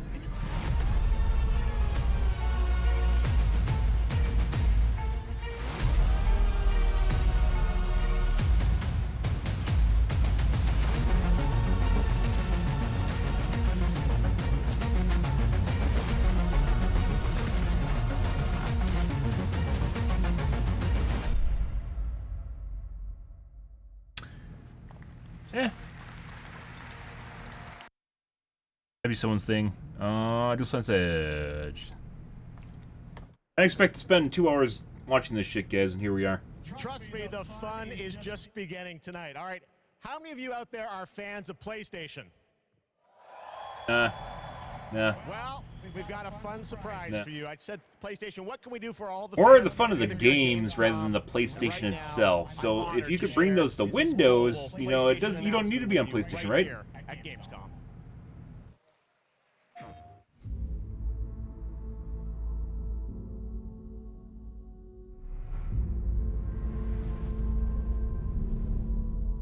Oh, this is a controller thing. What the fuck is this shit? I just clicked on something. I hope it didn't open a window. I don't think it did.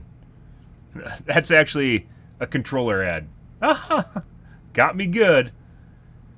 Kojima's podcast. Don't care. Kojima does crazy stuff, but he hasn't done it yet. Pokemon car. A Mini Cooper car. Based on Pokemon. Pokemon-themed Mini Cooper car. I see. Electric, just like Pikachu. Okay. Well, so interesting things here, guys. Stuff that looks interesting, and I'm kind of curious about. Homeworld, Atlas Fallen, but that's just CG, so we don't know. Lords of the Fallen also look pretty cool.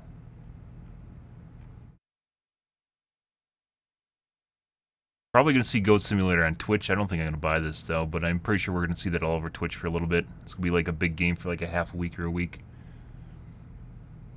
Dune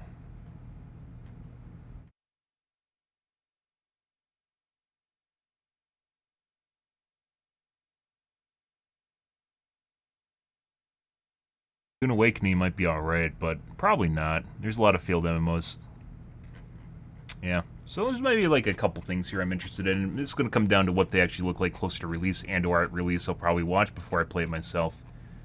There isn't anything like I'm immediately going to jump on. Even with Homeworld, I'm kind of cautious about nostalgic remakes that just pop up out of nowhere. Because oftentimes, just like TV series that kind of stopped airing for a couple years, it feels like they just kind of lose their magic and they don't know what they're doing anymore. So whether or not Homeworld's actually good and whether or not it's just a nostalgia trip remains to be seen. Otherwise, Lords of the Fallen and Atlas Fallen. That just worked out. Homeworld are particular picks I would go with here. And the DualSense Edge. Woo! DualSense Edge. Woo! PlayStation. Woo! I don't even own a PlayStation. Woo! Okay. And hopefully my VOD and my stream doesn't get DMCA'd. Let's see. We just burned a bunch of time here.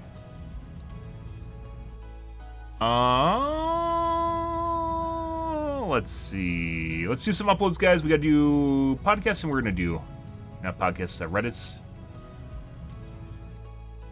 And we're gonna play some games. I don't know if we're gonna do Executioner tonight, but maybe.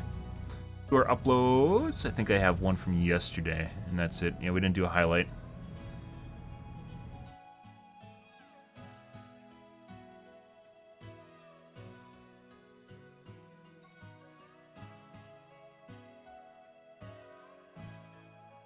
I just randomly hook people and you slug them. I love that. I'm starting to see other streamers start to do that too. Weird, huh? Fucking weird. Doing that for a year and a half. A year. Yeah, year. And other streamers are finally starting to do that. They're finally starting to realize you just don't hook everyone. Weird, huh? Good for them.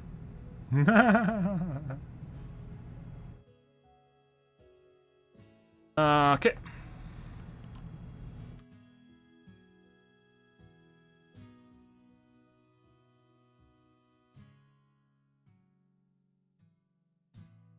Fourth.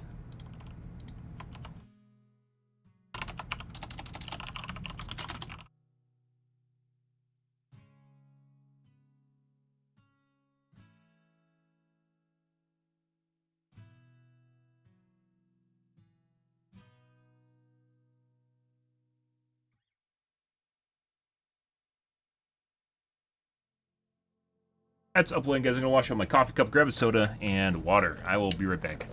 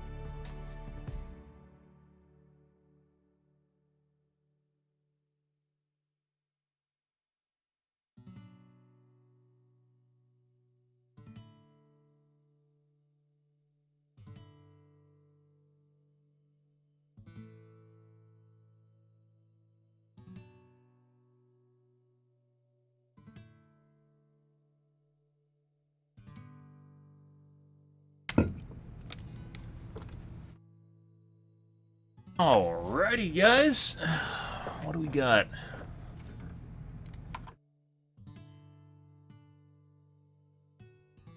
Yep. Do the information, which may or may not help at all. Full stream. Done. Done.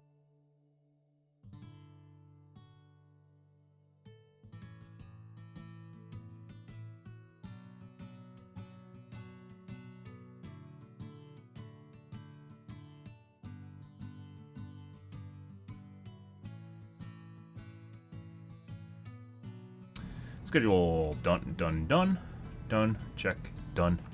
Let's take a look at Reddit's, guys.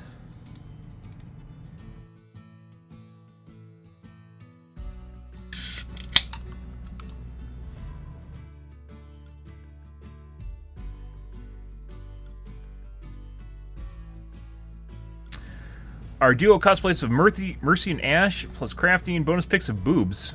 Okay. Battery-operated boyfriend? Pretty good. Looks like they're photoshopped, though. Her skin is very,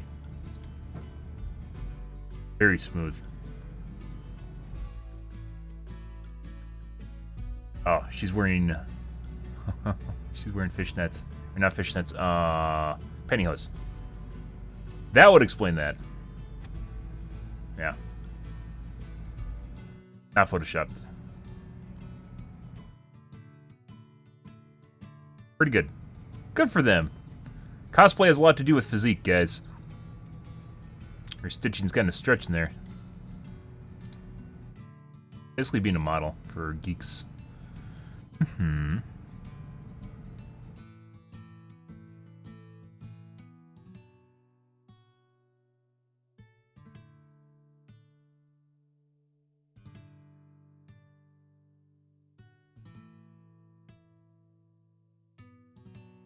The test for 2 weeks on report and banning.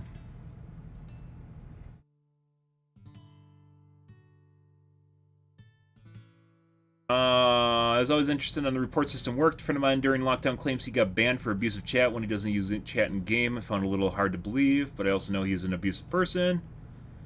People can get banned even if they aren't abusive anymore. It has nothing to do with that. It is all about the number of reports that they receive, and anything at all that looks offensive, that people take offensive to, they'll just side with people depending on how often they're reported. It's like a take on cancel culture that has become basically toxic in and of itself. Instead of people blocking someone that they dislike or that they have differing views from, instead of having accountability for their own actions, they decide that they have to get rid of the person that they dislike. It's basically a new form of harassment, or I don't even know if it's harassment, like ultra-aggressive behavior, but you use a passive-aggressive system to do it, which is a defensive system, right? If someone's harassing you, that's different, right? But if you just don't like someone, or let's say they do something in the game you dislike, like that you think they're throwing, and that's subjective, right? You think they're throwing, then you're like, yeah, let's just report them for abusive chat, regardless of the fact that it has nothing to do with actually abusive chat, right? You use a defensive system for offense, which is pretty crazy, but we've reached this day and age where you have systems that are designed to protect people that are now being used to basically attack people, I guess. Attack people. Kind of crazy. Weird place, guys.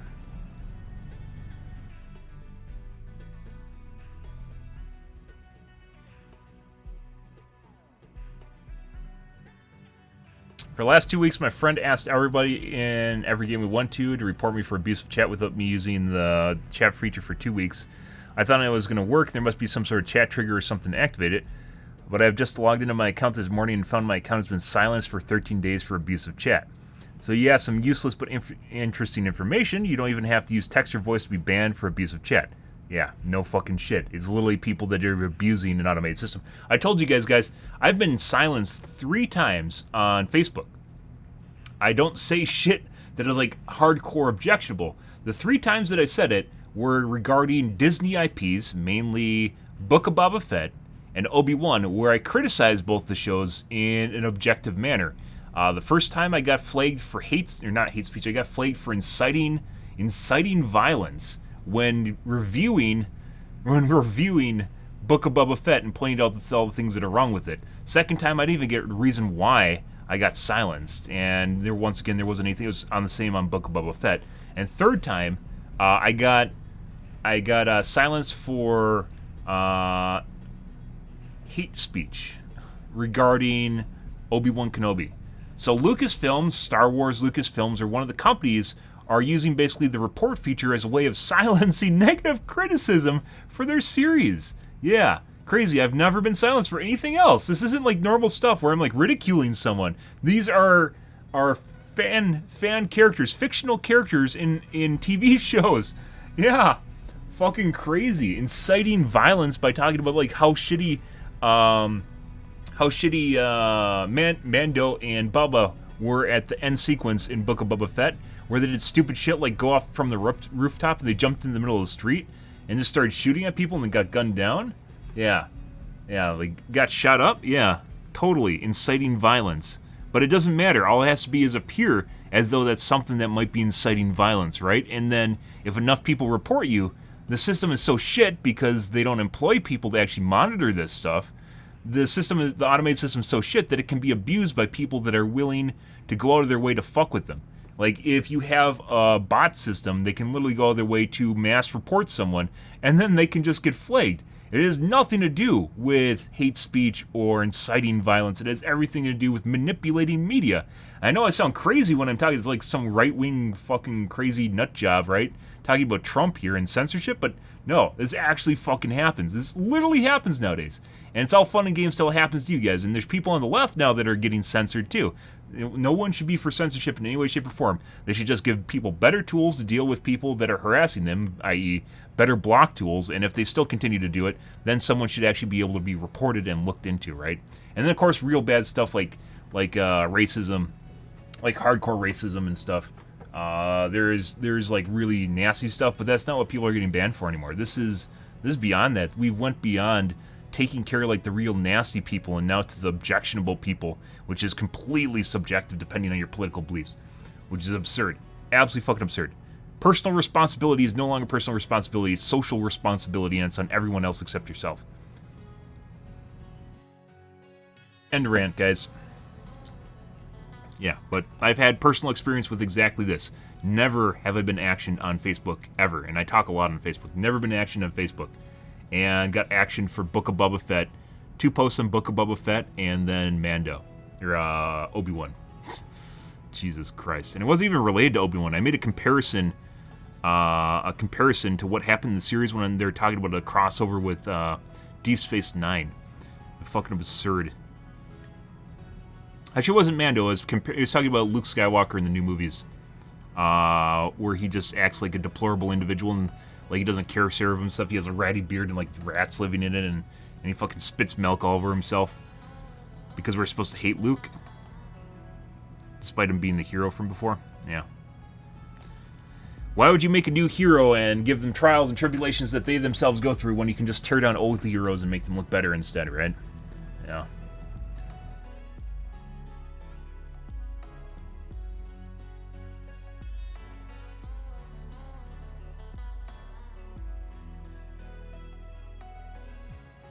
Cost of individual reviews would be too high considering the population, but it's clear that there isn't even heuristic sanity checks on the actions taken. We're a little concerning, which is a little concerning from a possible abuse standpoint. No fucking shit.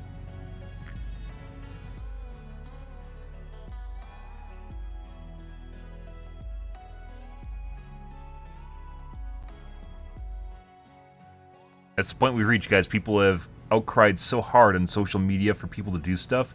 We've reached the point of just randomly censoring people based on how many reports that they get. That's absurd.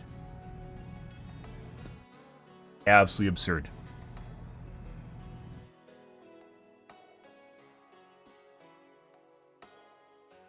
AMD Reddits, guys. So we're waiting. The announcement for the new AMD chips is on the 29th, which is in 3 days, by the way. I believe that's Monday. The 7000 series is going to be announced on the 29th. Allegedly, actually, I think that's confirmed now. And then it's supposed to launch on the 27th next month, I believe. Rumor side bench scores. Let's take a peek. Video cards, rumor. Glad that they start taking stuff as rumor. I like that. Some of them are actually spot on, like they're actually leaks, and other times they aren't.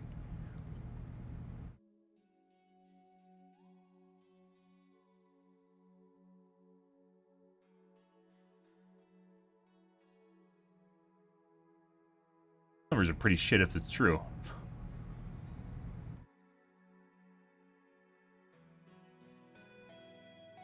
Like, barely better than...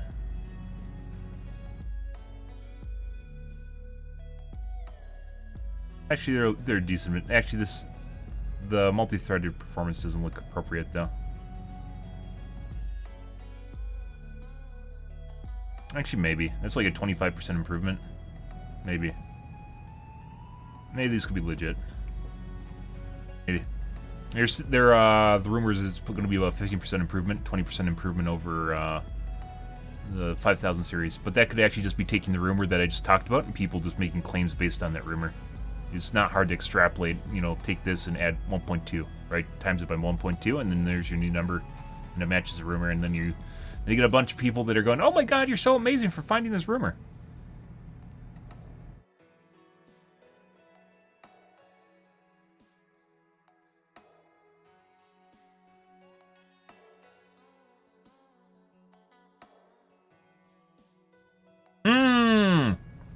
I need to put my lasagna in. Be right back.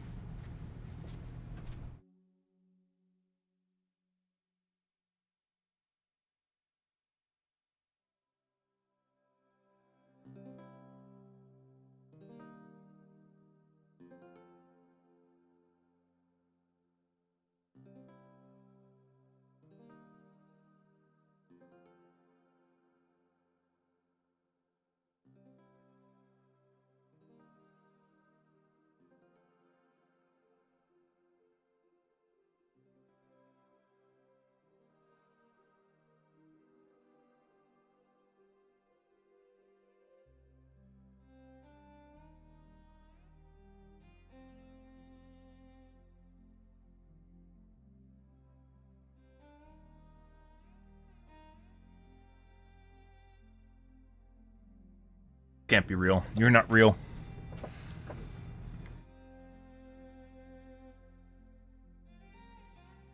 Supposedly the 7000 series is supposed to beat the 12,000 series though from Intel. And it didn't look that way.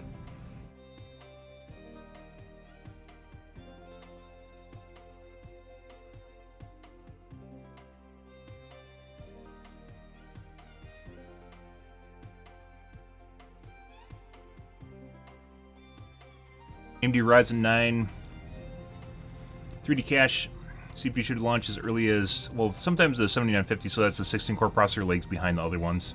So, this could be just specifically the 16-core processor, not the rest of them. Rumor is the 3D cache variants are going to launch in November.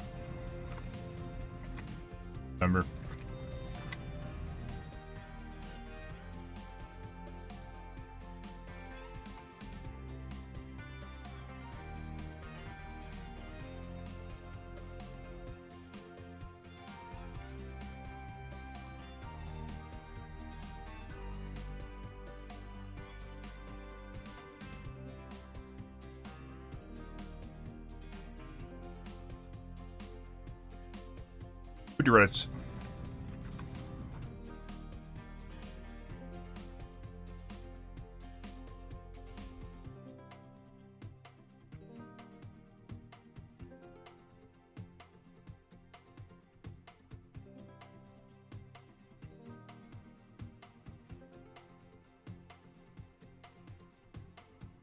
Huh?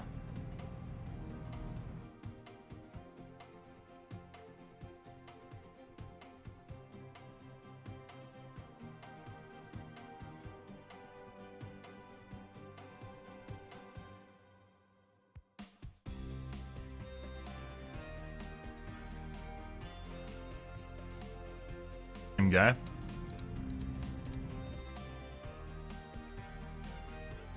What the fuck's going on here?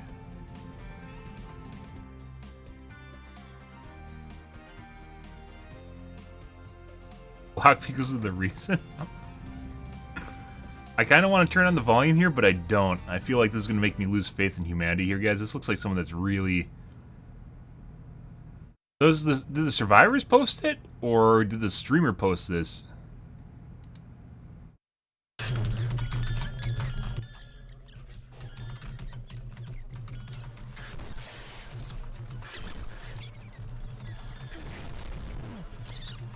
Survivors do this shit, by the way.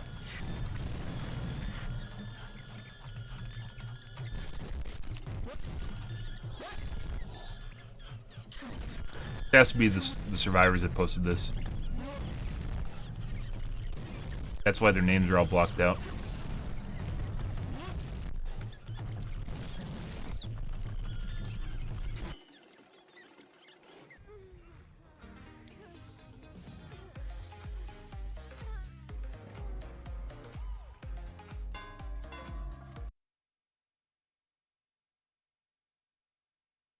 Is this a meme? Like, is this some other guy? Or is this actually the clip, the person in the clip?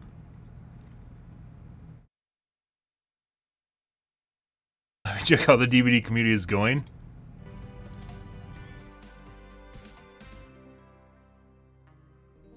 This is a meme guy?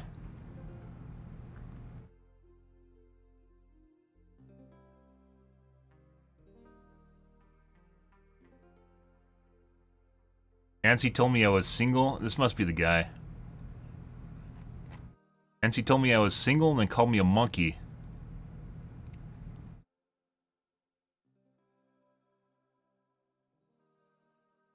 I assume calling someone was single would hurt their feelings, because you can't call people virgins anymore, apparently. So. Or maybe that's too overused, so a shittier version of calling someone a virgin is calling them single.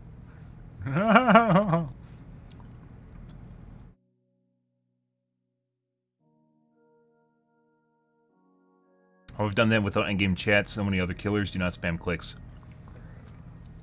Clickers are my friends, guys, because they don't do gens and they don't do anything useful. They literally just stand around and click at you. Call me a monkey yet? No. I've been called a lot of things. And told that I should die in real life and stuff. And that my family should die. But I don't think I've ever been called a monkey. Good. I'm a very handsome monkey, by the way. Deathslinger can spam unloaded gun clicks.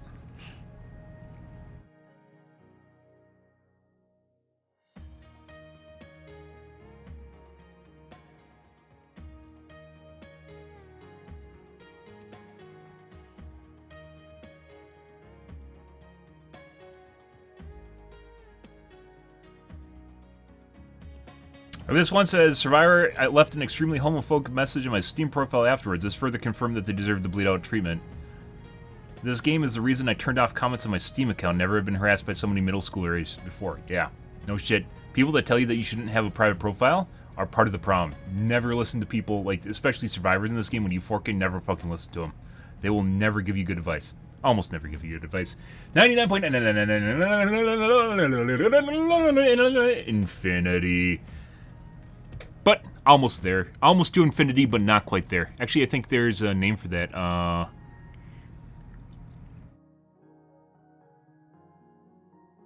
infinity. It's like the closest you can get to infinity without reaching it. Lambda? Is it lambda? Need a mathematician in here. Or an engineer. Lambda? Yeah. But most of the time, they will not tell you anything that you should hear, that you should actually believe. Never understood homophobia? Okay. There's a lot of people that will literally project themselves onto others. They think that someone doing something is a personal offense to them, when it's not. Just like you have people, when you say stuff, and instead of taking personal responsibility for who they are, they decide that you shouldn't be allowed to talk anymore. And I'm not talking about saying super racist shit, for instance. Rather, they just don't like what you're saying. So then they feel the need to go on a crusade to stop you from talking. Which we've talked about already. Pretty crazy shit. Hypocrisy, guys. Hypocrisy and double standards are rife nowadays. Absolutely rife. Right word, right? Especially if something undesirable or harmful of common occurrence widespread. Yes. Rife is the right word. Spelled exactly like what it sounds. Rife.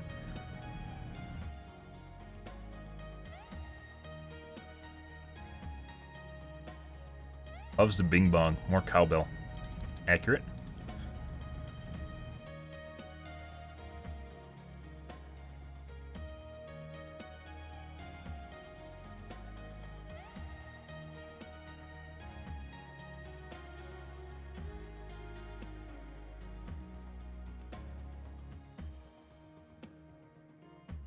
Don't use Lightborn.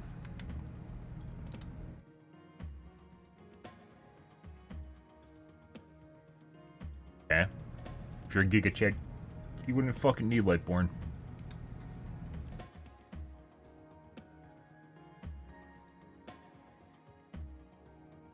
Fuck does that have 3,000 upvotes? What did I miss here?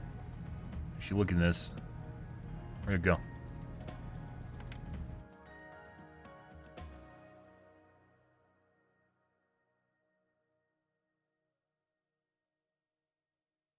I guess people are just memeing about how survivors tell you not to use Lightborn when it helps you out.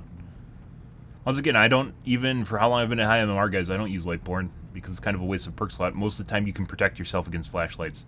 Most of the time. Sometimes, especially like with locker harassment, you can't always do that, but sometimes you can actually just scare them out and move on. So it's not really that big of a deal.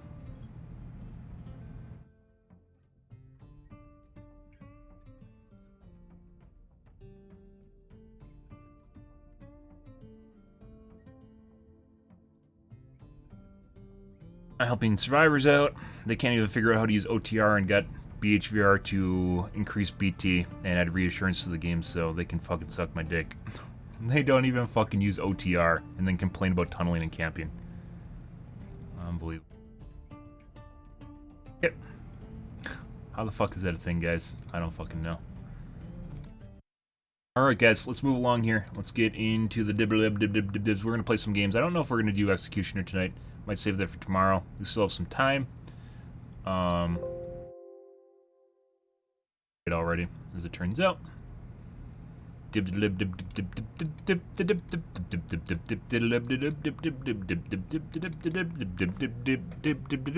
have to put my lasagna in.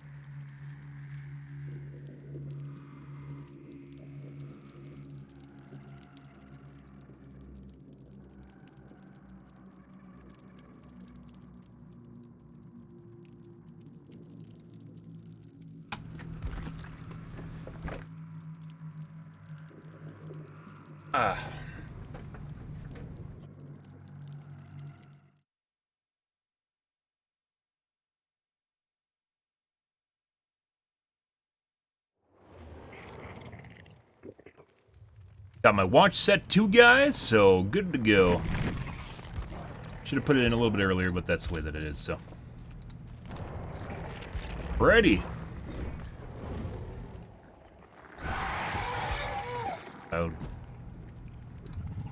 Ah, the killer we can no longer play.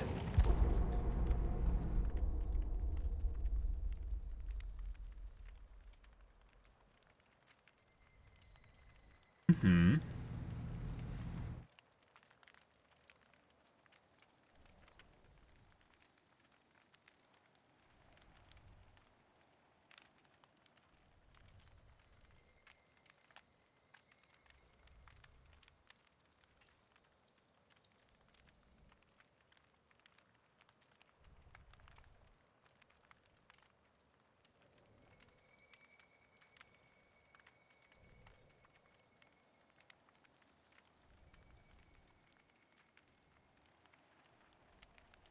finances here.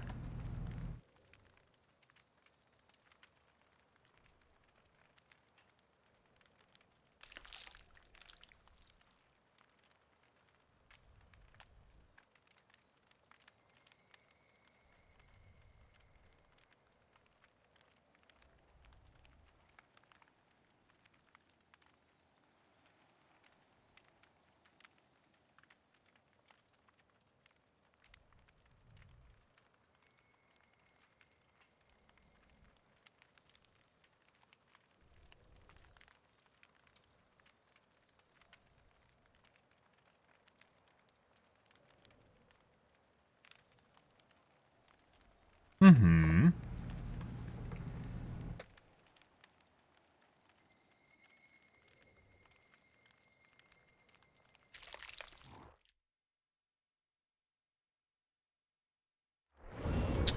And we got TTV immediately. Are you a real TTV?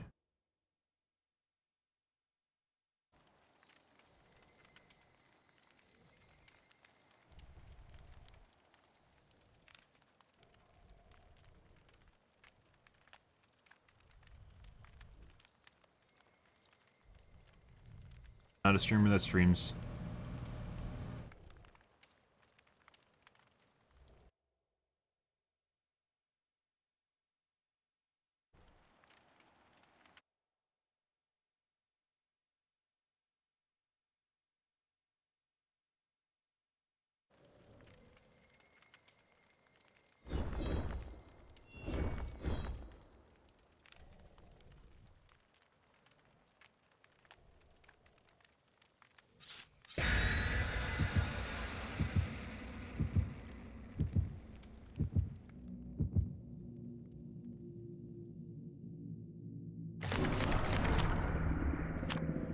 Hook spread?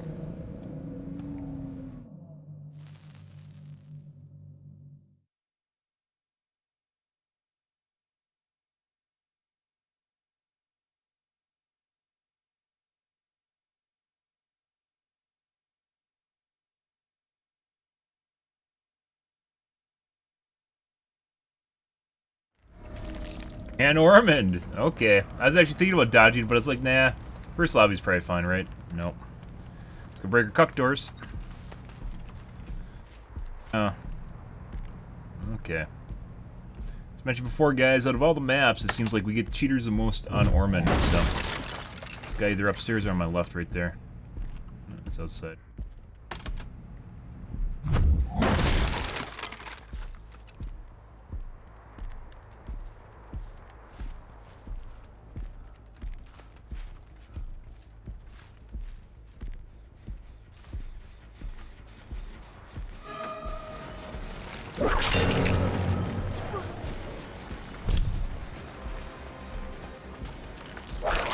Missed it.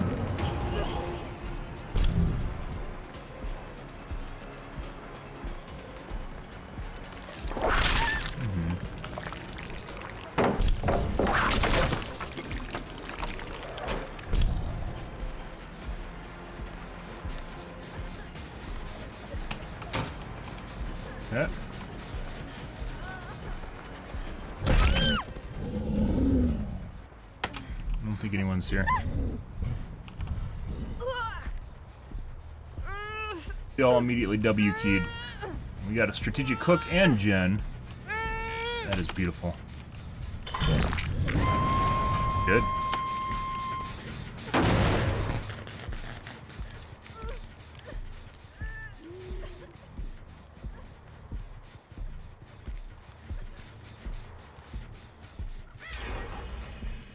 All three of them went to Maine to pound that Jen.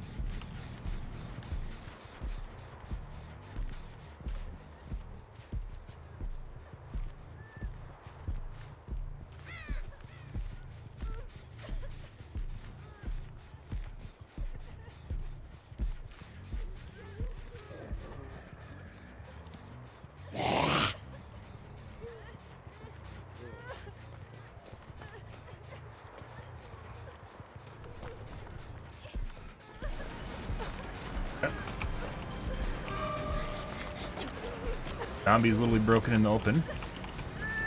They're trying to body block. Fucked up.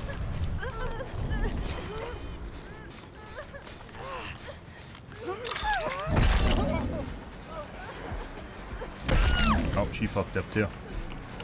Thank you. Thank God for SC Befell, guys. DS if she has it.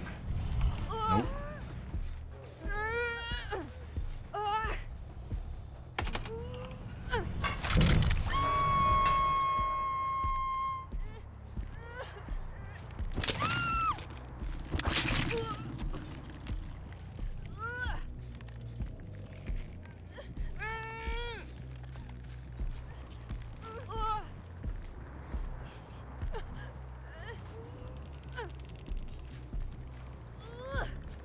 Zombie's broken, so we can't depend on him for intel.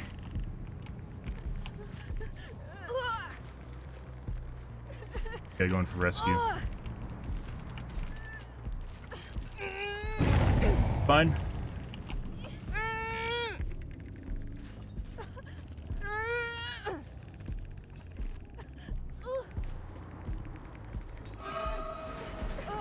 Here. She touches the hook, she loses OTR though, so.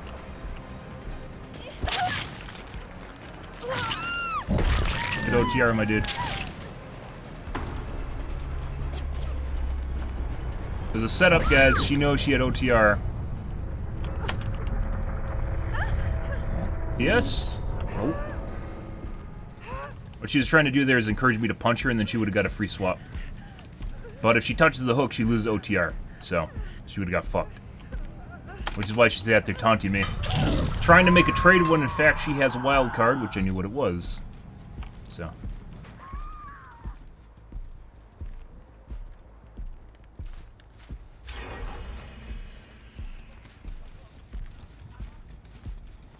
Radioing? Yep.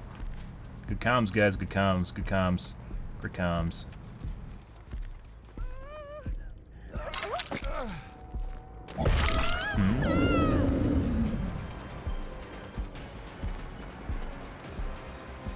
Death hook now.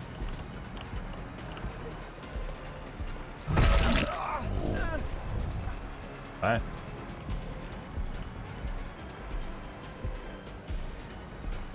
Big scratch marks. What just happened? Extremely erratic scratch marks.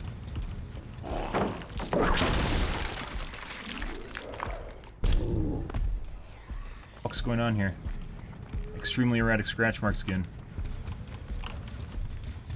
What the fuck is going on with their scratch marks? They're like in 5 different places. No one would ever toggle because they've been tunneled out of the game, right?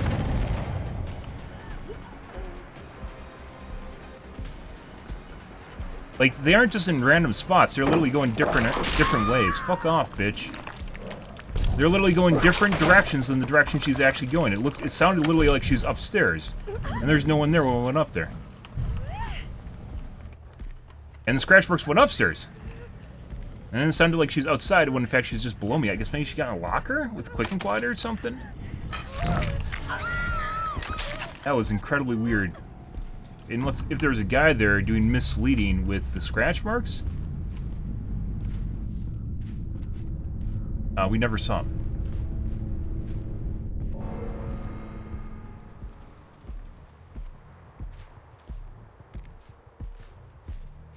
Scratch mark replacement.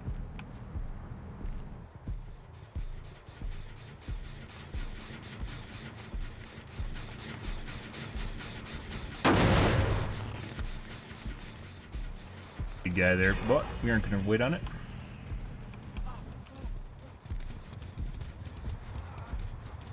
Sounded like he's behind me for a little bit just now.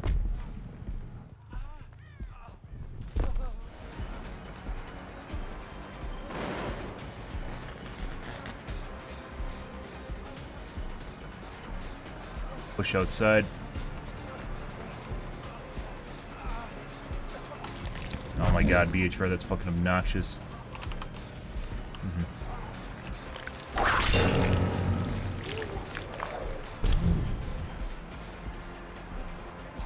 We know where the other guy was. He's on the gen right next to us just now.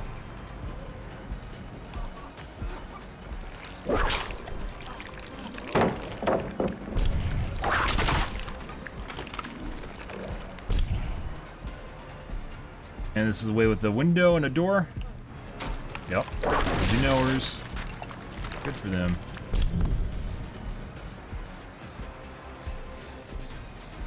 He has to redo the loop that he got caught on earlier.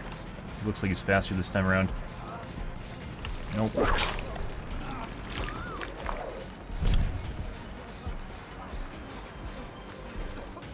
Drop? Nope.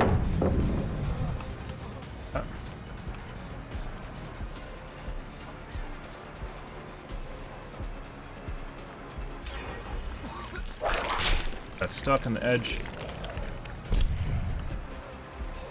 Goes on the side. Pretty sure there's a cheat lobby after that first down. Fuck off, bitch. I toggled on after the first down. We're actually gonna tap this gen. We can't tap the gen. Pretty sure that's a toggle after the first down, especially with the fucking Claudette in the stairwell there.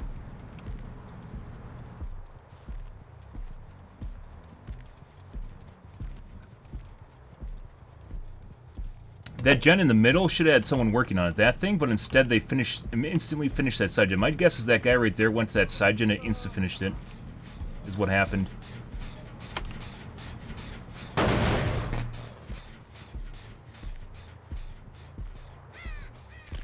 After it locked.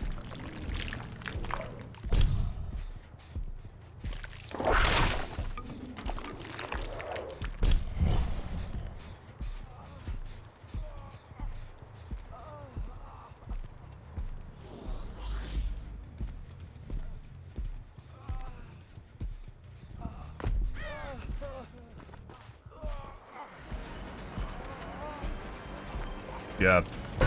Nope. Is he smart enough to realize what I was doing with the zombie? And we're gonna bleed out the other guy because he might have flip-flop power turtle. So. Now wait for deliverance and 4%.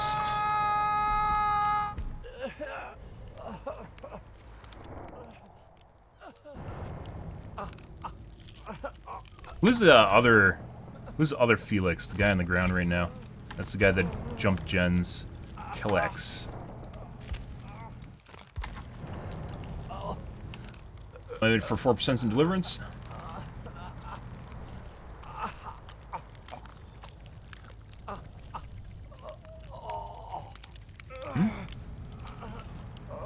Pretty sure this turned into a cheat lobby, guys, after we've killed that first person. Yeah, I'm very certain what happened with the gen here is when it locked, that guy just went over there and insta-finished the gen. Because otherwise, these guys were very aware of what gens were at what speed, and they were on top, directly on top of them. So highly unlikely that gen was just sitting there at 60% while they were just finishing that gen in the corner there. My guess is this guy went over and insta-finished the gen after they locked the gen.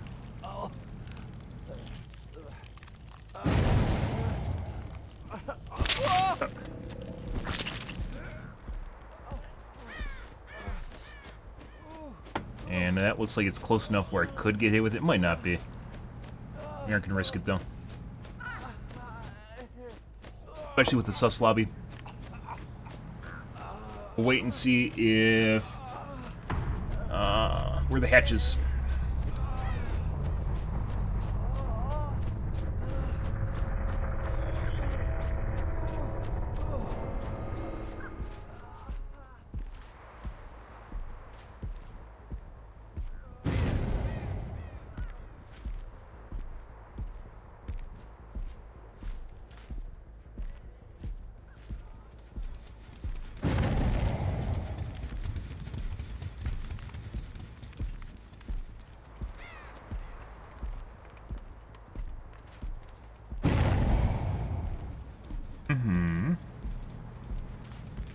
Sometimes it likes spawning at shack.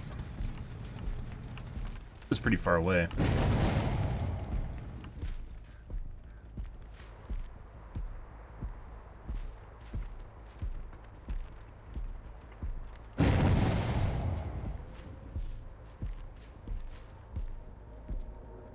Far away though. We can't see him and we aren't going to adrenaline play him, so. Too far away. Good, good, good, good, good, good, good, good, good, good, good, good, good, good, good. Alrighty.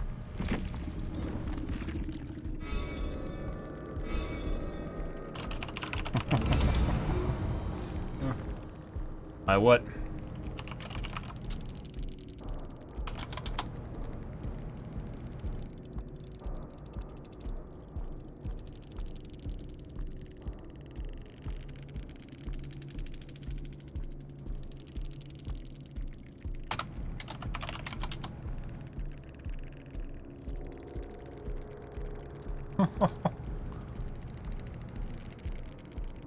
Uh-huh. Has to go to therapy after this game? Mm-hmm. Delightful. But it had OTR. So once again, people complain about tunneling and camping, guys. Only one person in this game has OTR, and one person has a DS. And OTR is totally better than DS, so. Let's see.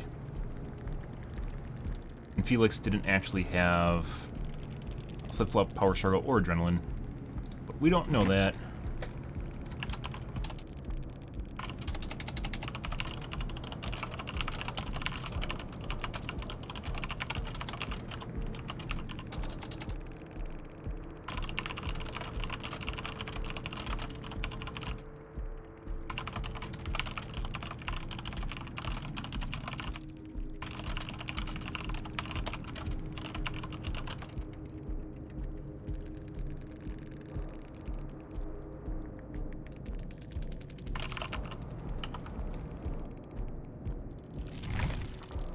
LX.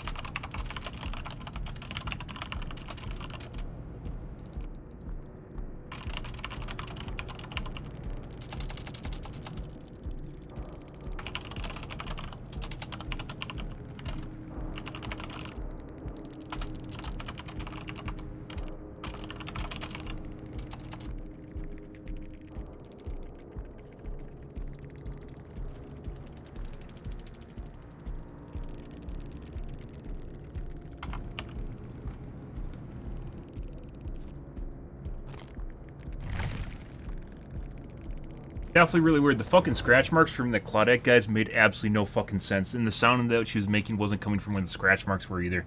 It was really fucking weird. It either had to been the Claudette fucking around with stuff, or there's another guy there that we couldn't see just fucking around with me. Oh, by the way, we got Hooked the Obsession 3 times, apparently, because that match had DS in it. Good for us. Good for us. DS and something else that changed my obsession 3 times. No, actually, no, we hooked the first guy, I think, was obsession twice, and then we got DS, which changed obsession. Yay! Eventually it'll get done. Next game.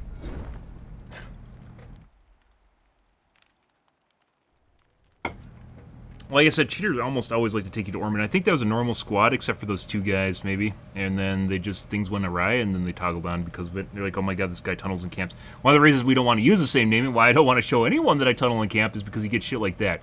It's better if they're doing shit like that after the fact than if they do it from the beginning of the game.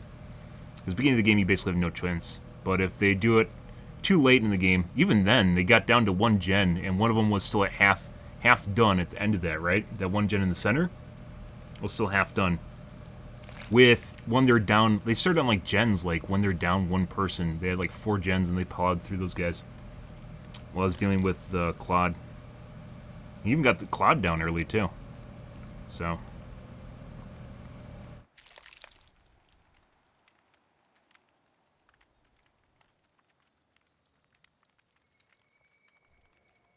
Good, good, good. Oop. I clicked the button, but it didn't click in. So if this dialogue's open, guys, and you click the button down here, it'll sometimes make the sound, but it won't actually click you in. That's a bug that's been in the game for years.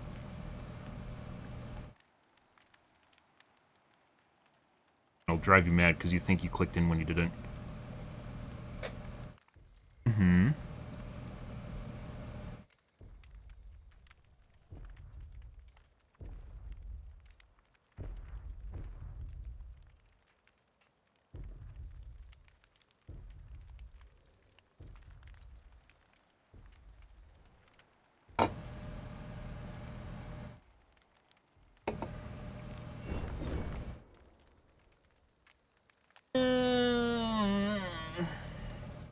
Hope you're having a wonderful evening, though, chat. Did you have anything good to eat tonight, guys? Any tasty things? Stir fry? Oh my god, stir fry has to be universal.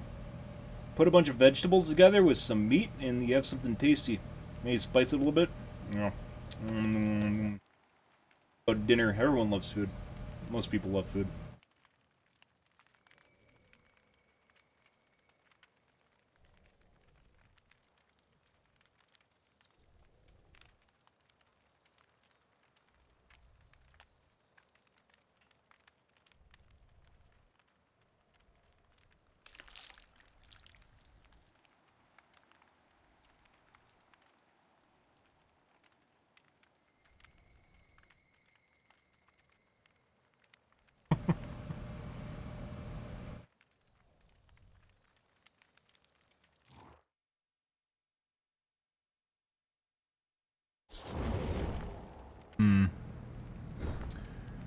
TTV?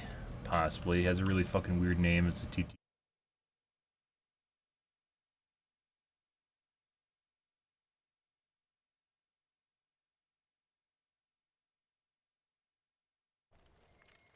Last name.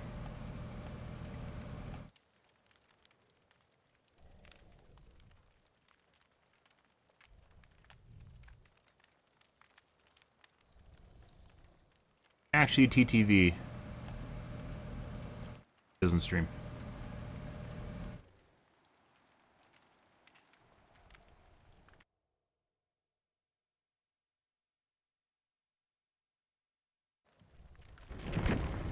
Okay.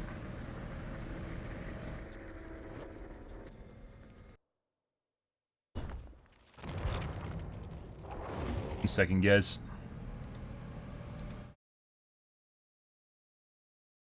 Good, good, good.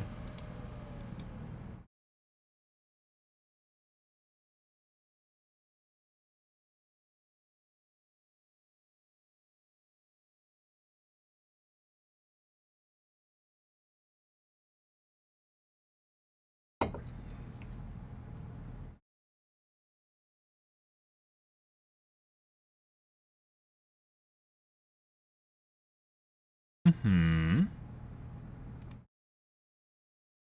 Do do do do do do do do do do do do do do do do do. Hmm.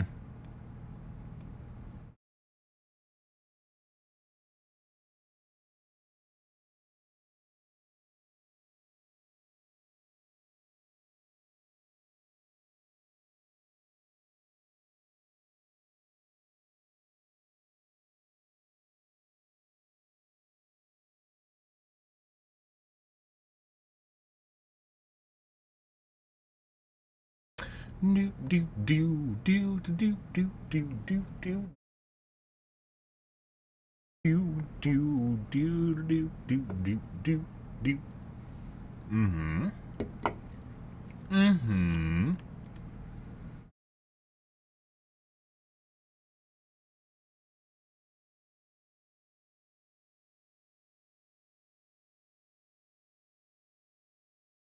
Mm.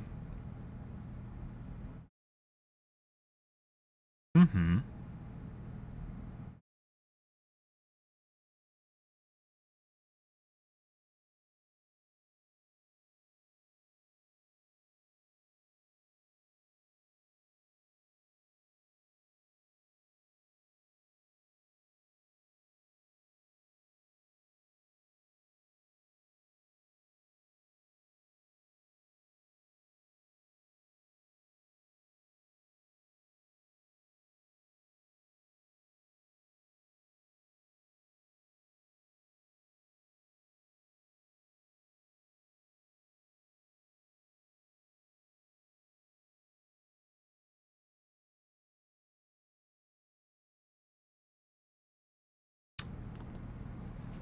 Good, good, good.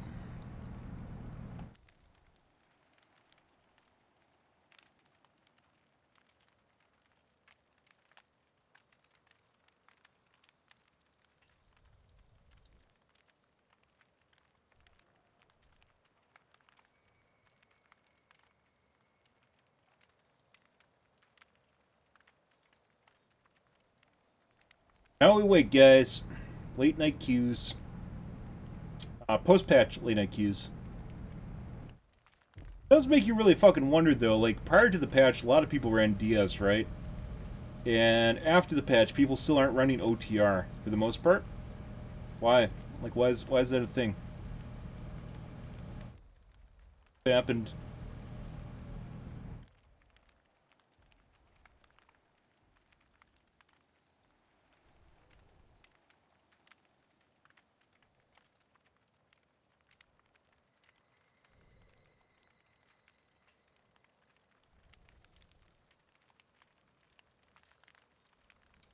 No.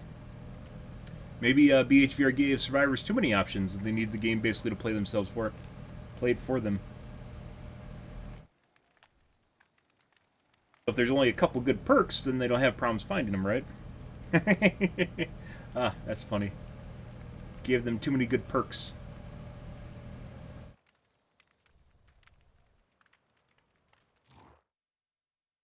Yeah.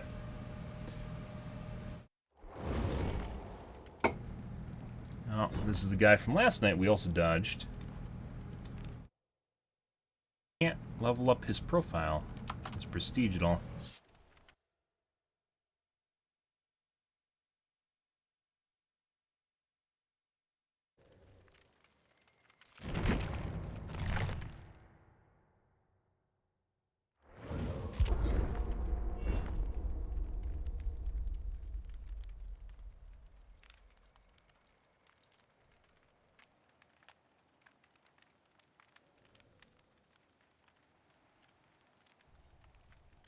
Good, good, good.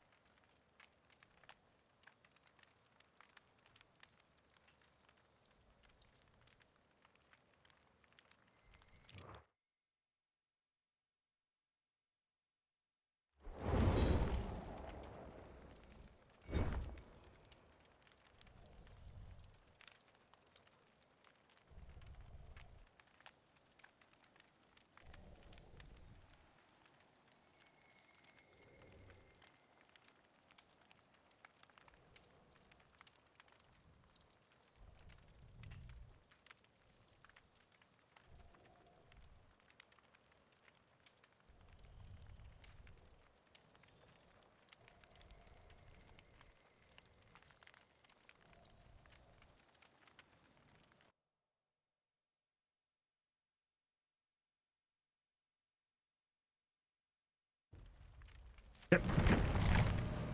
Mm-hmm.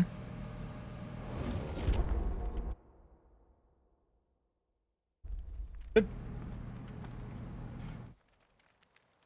CTV.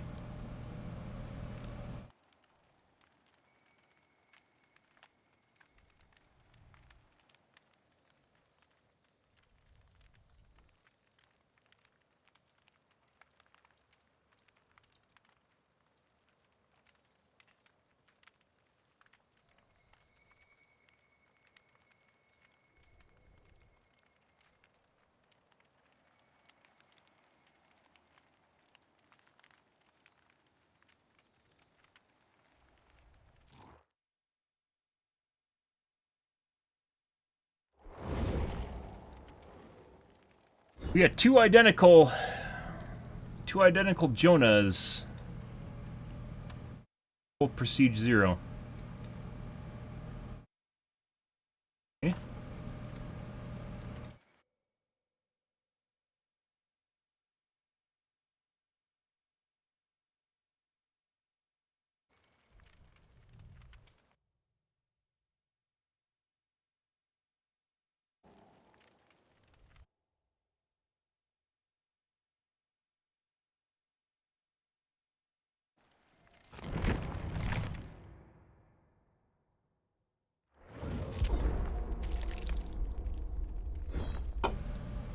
Next game.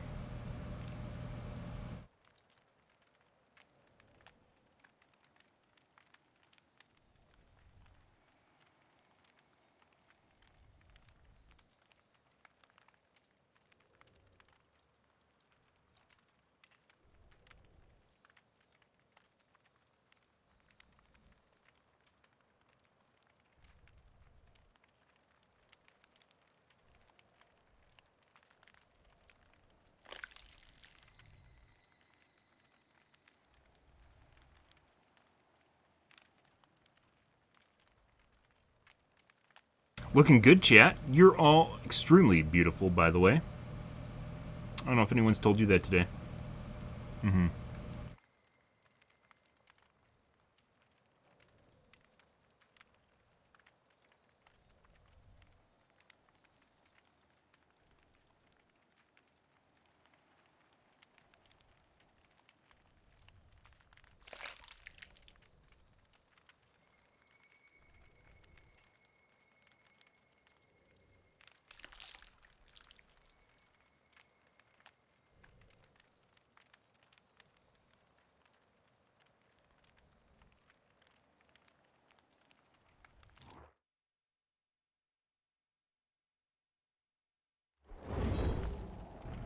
Another TTV. Holy fuck, a couple of them.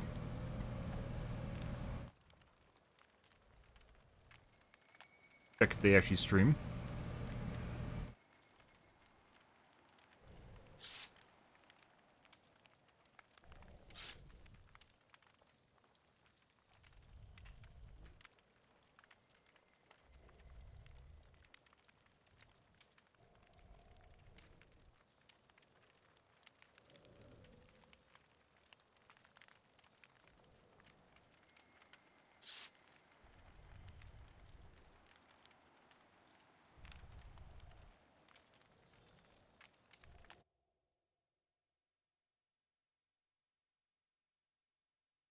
Fake TTVs.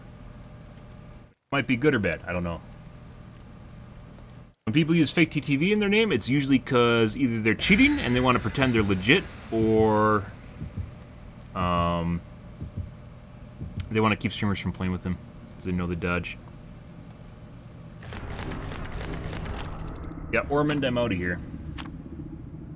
Hatch kill shack, hatch kill shack, hatch kill shack, guys. I'm not going to remember, but the hatch is at the kill shack.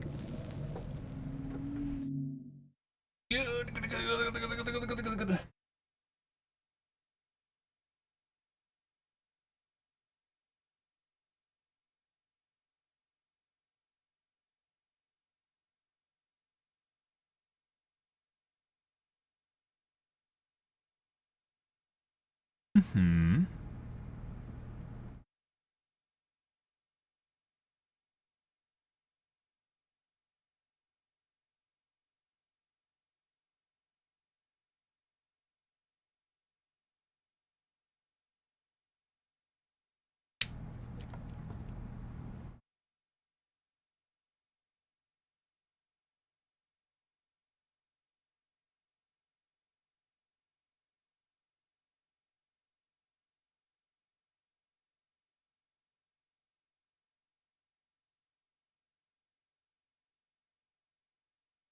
Long load. Cold wind. Ready.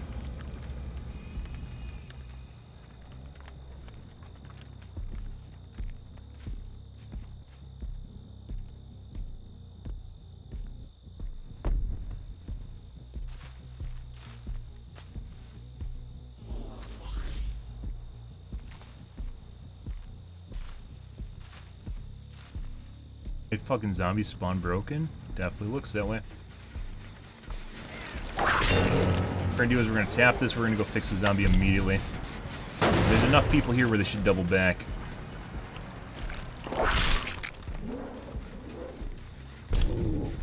Tap the gen. Double back.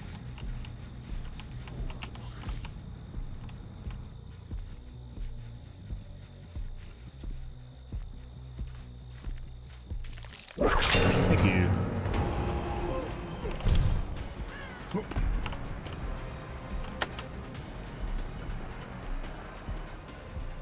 He actually just dropped. I like trying to make that jump, though. Can't always do it properly. Phase 2.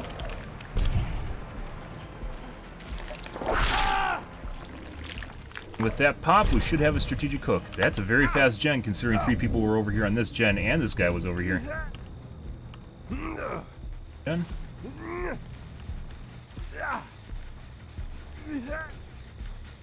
Pretty interesting.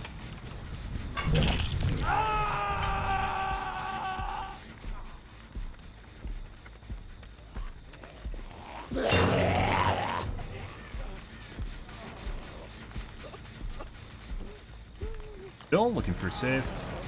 Tapping back.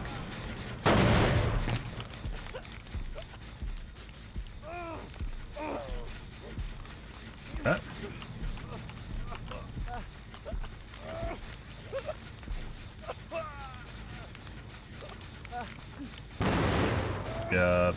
Didn't tap it though.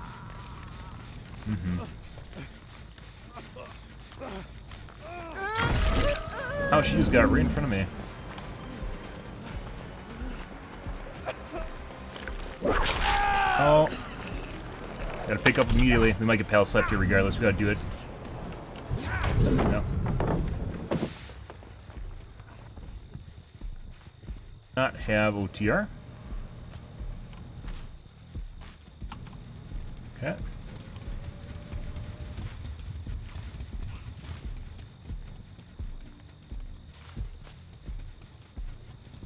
Wait, was this the Feng?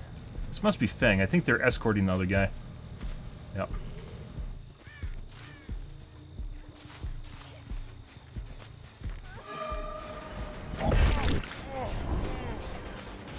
Tap anyways.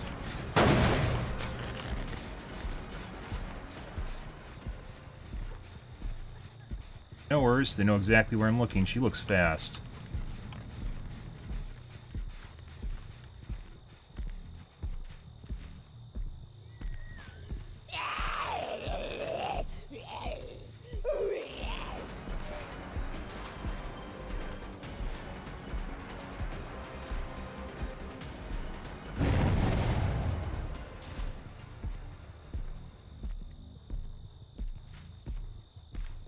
Just literally just go in a locker? I think the other guy just went in a locker. Guys, we're wasting a shitload of time here, by the way. I expected him to actually be useful, though. Oh, this is Feng again. So is he back on the gen over there? He is definitely cheating. This is wasting a bunch of time going after her.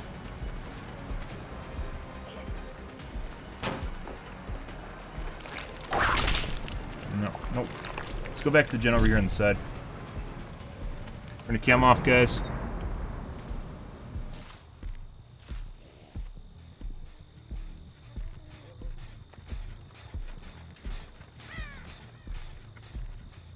Hid? No. No.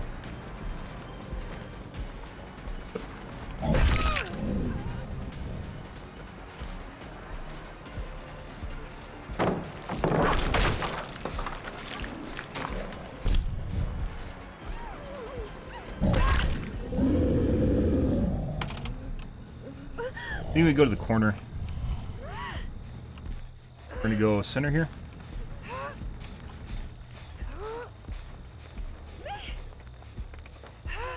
They're definitely trying to hide Ace, and they're doing that on purpose.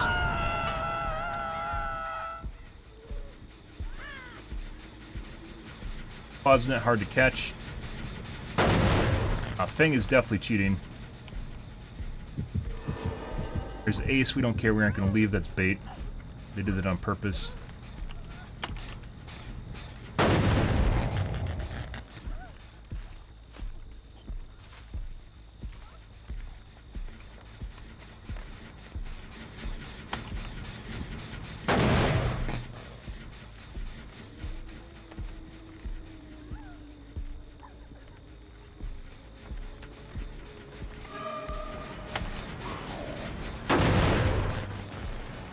Should see rescue here shortly. There it is.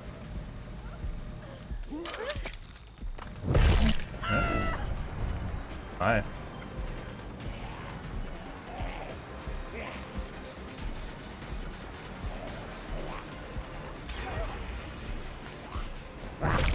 Somehow I hit the zombie.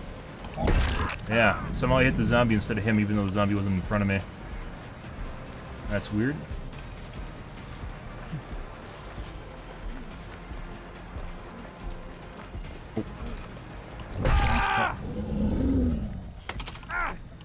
She can't hit that. This dumb shit. Guy.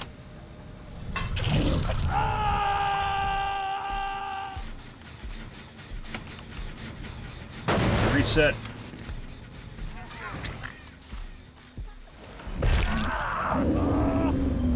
And wait out the base BT.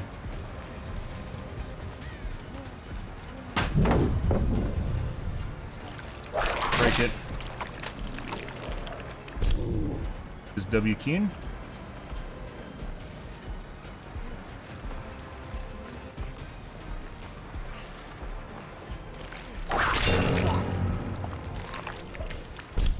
Keep him an escort.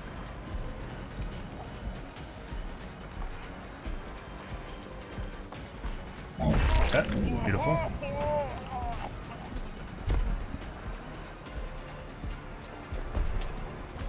I did. And he's dead. Phil doesn't have a flashlight. I believe we heard Claude over here in the corner.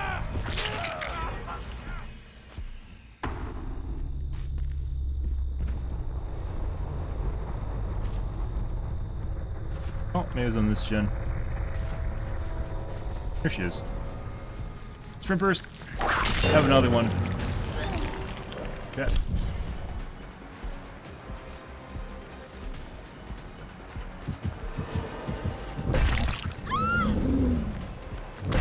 No idea what she's doing. Okay. Once again, Bill doesn't have a flashlight. Claude's her fangs across the map, so it doesn't matter. We're gonna go to her gen. Buddy.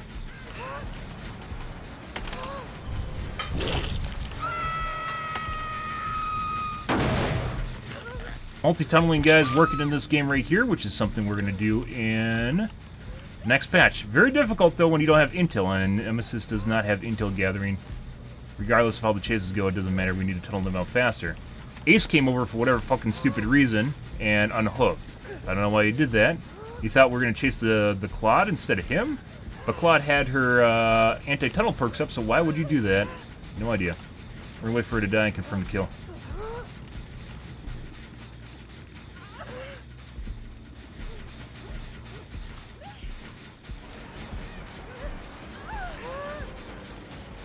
See if he can tap the gen for me. Bait? So Fang's probably sitting around here somewhere. There she is.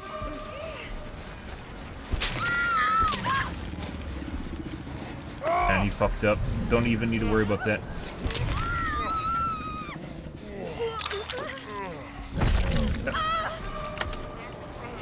Doesn't matter. Goes. Bye. Fast. She's very fast for whatever reason.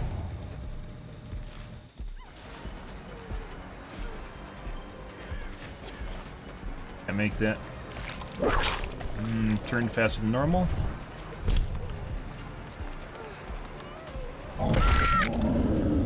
Yes, now if she has it. Nope, she's dead. Let's reset the zombie. I don't know what he's doing back here. Do something useful. Probably back on that gen. That looks like one guy kiting the other guy.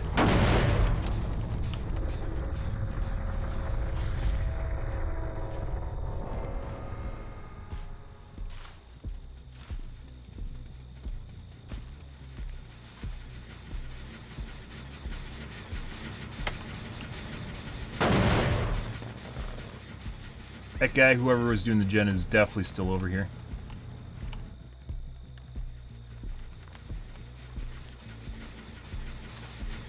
We're gonna do a little patrolling here.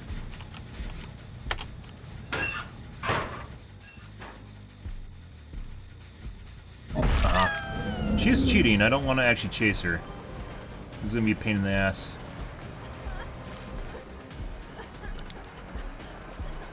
Oh, no. She's a dumbass though, so it doesn't matter. And it looks like Bill was cutting the zombie, so possibly over here on this gen. Back gen then.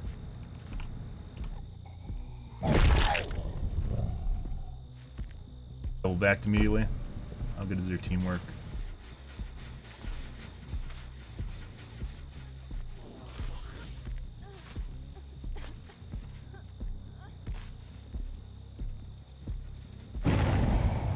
Bill. A little bit delayed on coming back to the gen.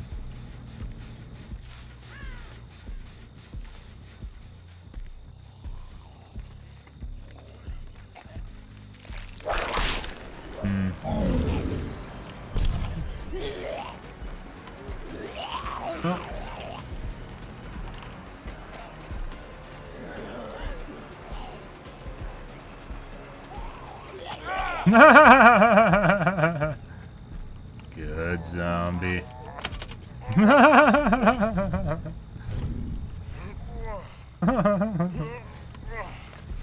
don't know what the fucking Fang was doing. She could have literally went over the window and she didn't even do that. Considering what she was doing earlier in the match, fucking weird as shit.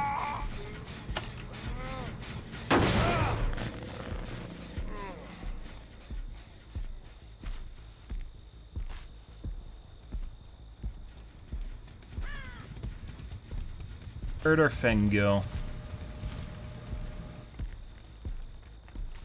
Comp corner? No.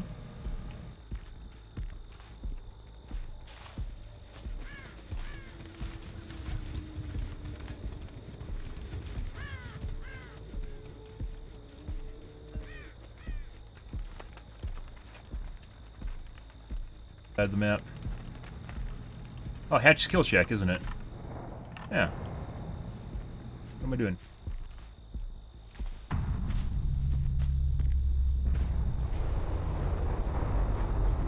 Hey, buddy.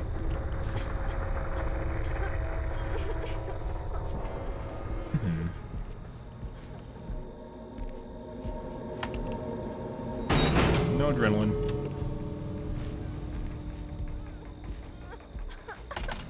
Okay.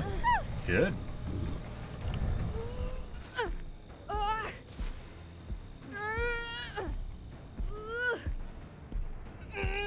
But, nope. Give her a couple licks. Oh, yeah.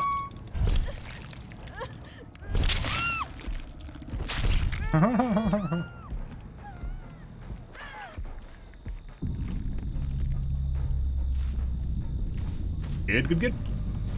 I don't know what fucking Ace was doing. That being said, we had 2 tunnels, which is a Claude, too.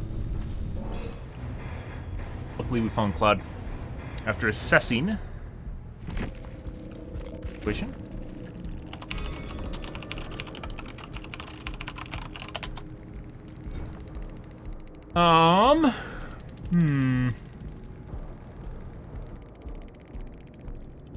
Not actually a streamer, by the way.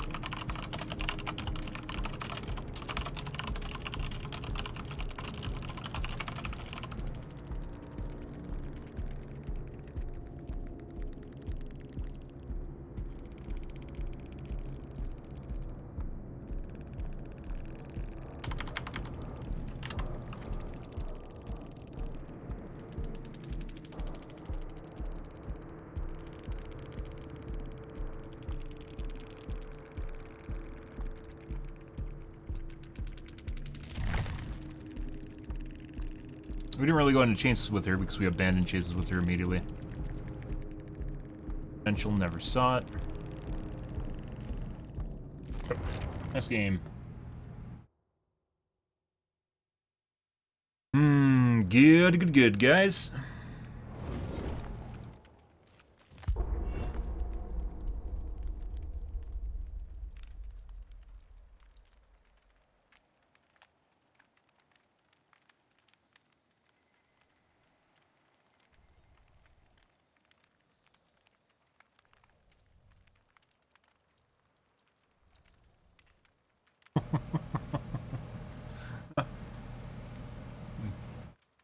Chat, you guys can't see.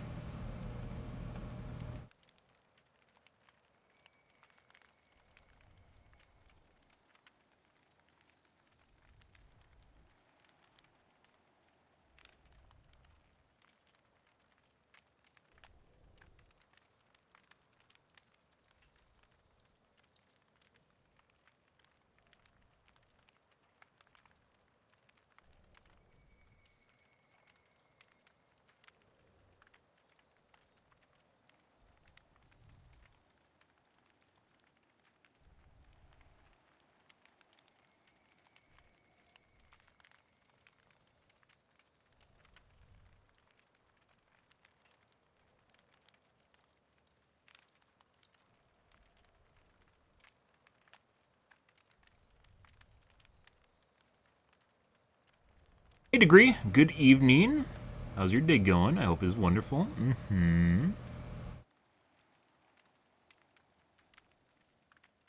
Late night guys, slow queues, way that it goes.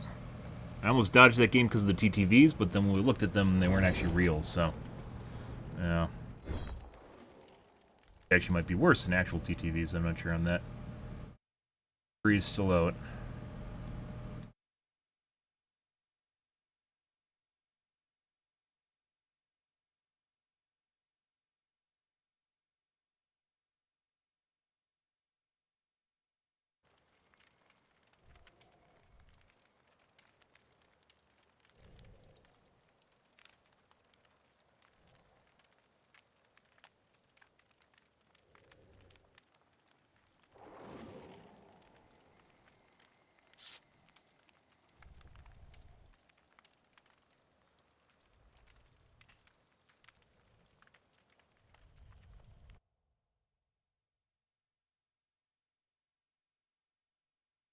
Rank 2 Steam profile with nothing on it.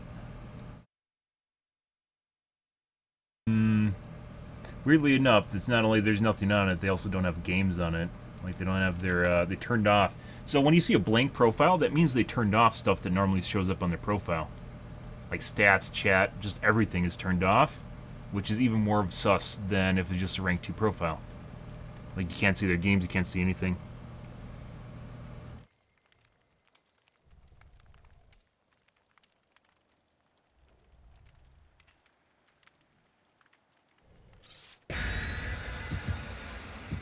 So it's almost, I'd almost say that's almost worse than like a private profile is when you see a profile with just literally nothing on it. Like they went out of their way to actually tailor the profile to have nothing on it but still be public. Which is fucking weird. And black ward to our white ward. Ward to our black ward, excuse me.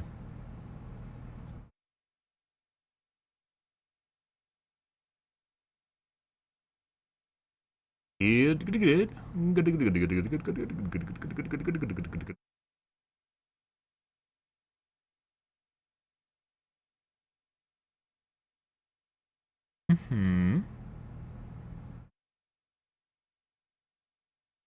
Ah.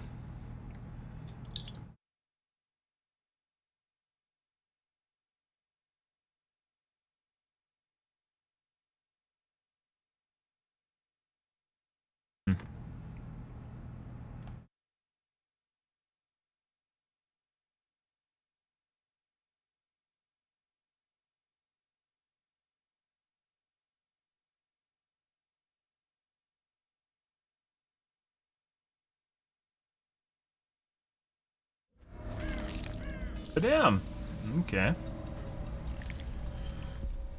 Alrighty, guys. Let's break a cuck doors.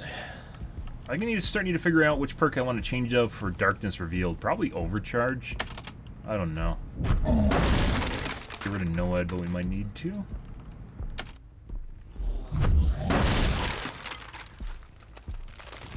Kinda all do something really important, that's why I have them. It really does feel like you need more perks as a killer.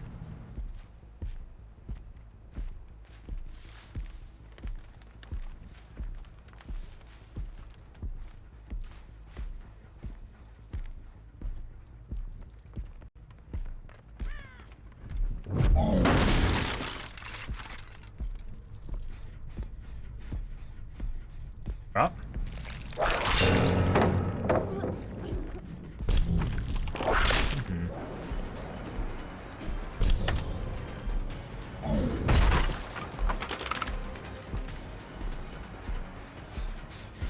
Tap.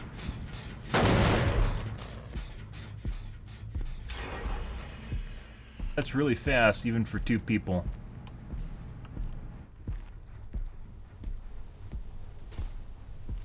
Got this guy. Scratch marks, actually he's fine.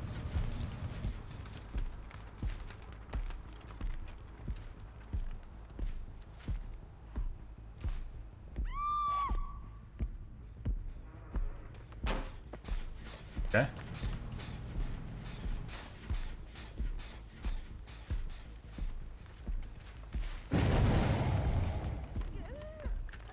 Buddy. Have a good hook in front here? We do. Relatively good. Not super amazing. I'll take it though.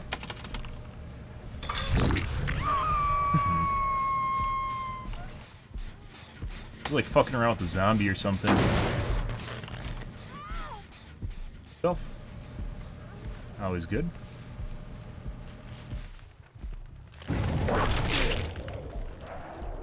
Turn. Just going for unhook now. Nope. Normally that's a tap before unhook. Oh, that's beautiful. Good, good, good.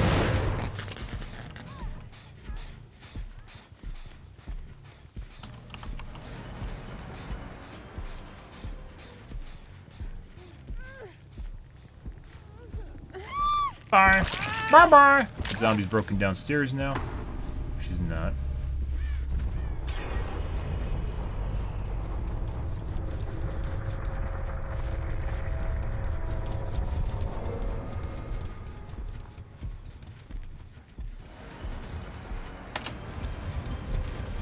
I even go inside? He didn't.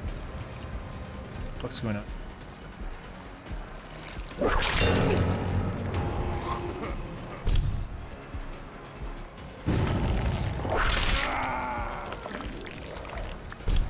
And that's down. Go downstairs and tap that. Actually, I think there's hooks in front and back. We're gonna pick up. Yeah. I don't know if this is a better one. I think the front's a better hook, but I'm not sure on that.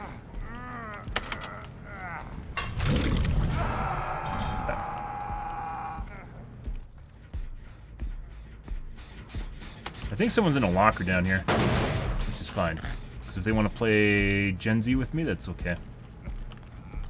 I'll wait a little bit for her to tap Gen. Back down.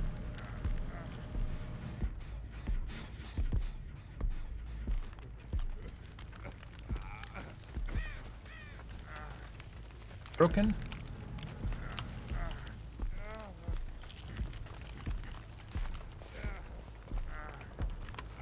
Yeah, I think he's on the side of the fence. Yeah.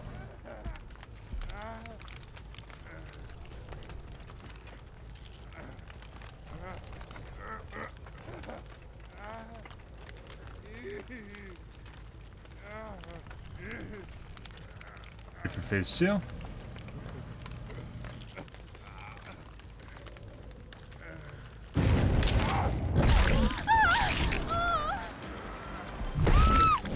Tried to spin me. Buddy. That guy might have Unbreakable in the back there. We'll wait and see. That just came over. Might have Unbreakable.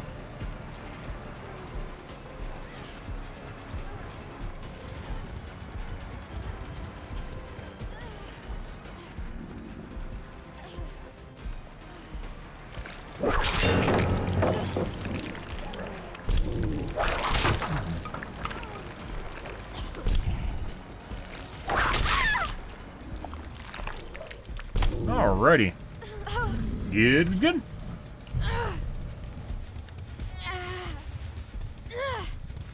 No unbreakable, guys. And now we wait for 4% deliverance.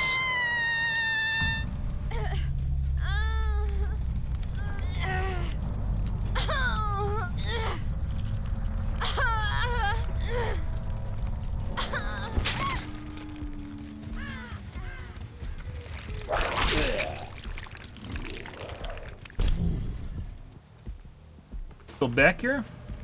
Let's find out.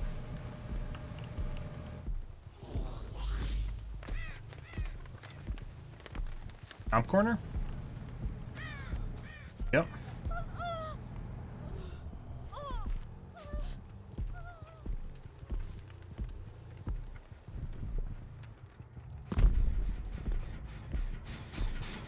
Pretty sure we aren't close enough to actually go here. We can check real quick, though. Just drop her.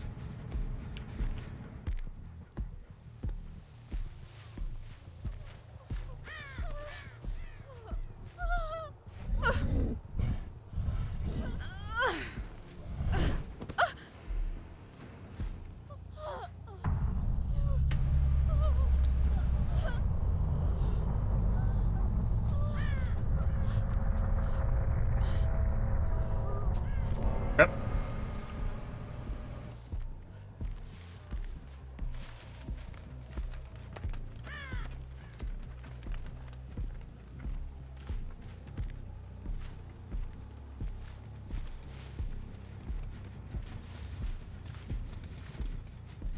Pretty far from the look. I'm very certain we wouldn't make that.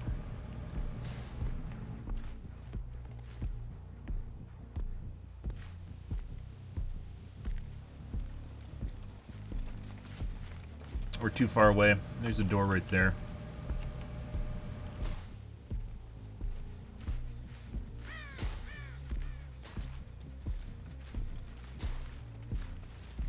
To close it unless we have line of sight on the doors.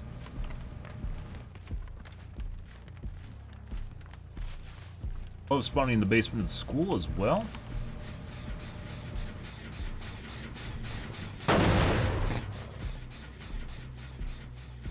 Other door. Yeah, we don't have line of sight on this. We gotta bleed her out. There it is.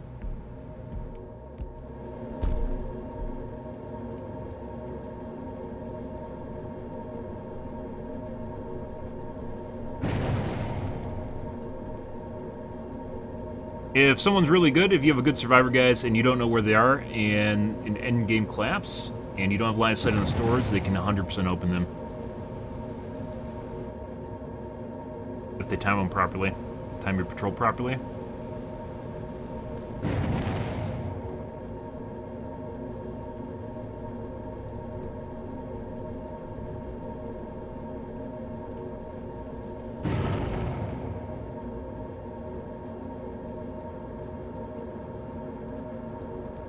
Do do do do do do do do do do do.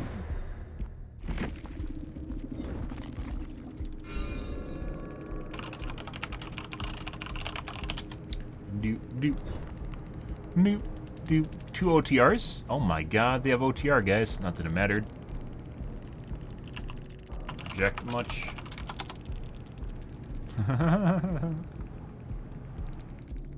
Windows. Play ward. Bad.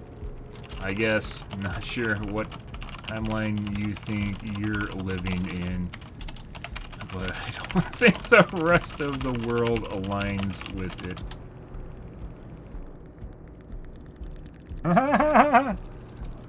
Once again, project much.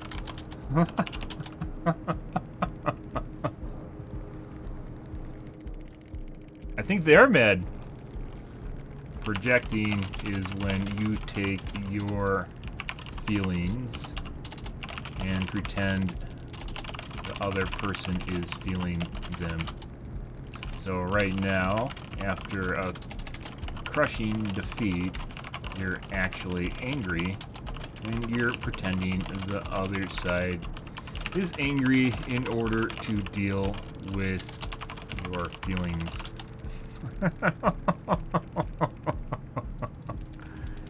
Okay, bad. Apparently, you don't understand what those skulls are next to your name. Once again, projecting.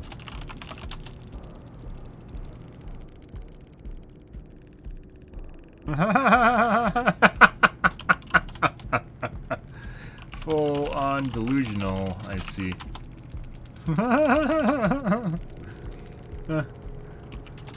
I guess it really is hard for survivors to lose, isn't it? Entitled and spoiled leads to this sort of behavior. Who is that? That is the Yui. You the one that bled out in the corner? Yeah, it was. Uh-huh. Waiting for me to punch you so you can get unhooked, then get angry when it doesn't work out. Sucks when killers are smart, right?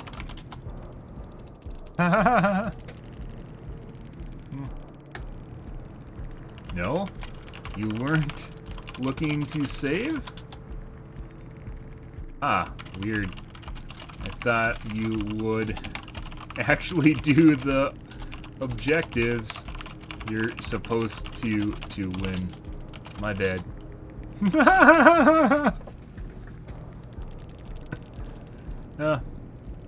I'm not in a squad. I'm at max MMR, my dude. Sorry if you ended up here and got angry because you went against a good player. Let's talk about your feelings. You're ranting about me for 4 minutes, constantly calling me mad when I'm calmly talking to you, so I guess I enjoyed the game and enjoyed my win. Thanks for asking.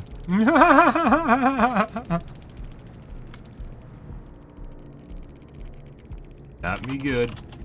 Does that still work? To actually try and make people angry? Like it's been a meme taunt for like 2 decades. No one clicked this game. And nope. As projecting again. I'm not the one rejecting reality. I love clickers. Clickers neither do gens, save, or actually even do anything. They literally don't do anything. Best sort of survivor.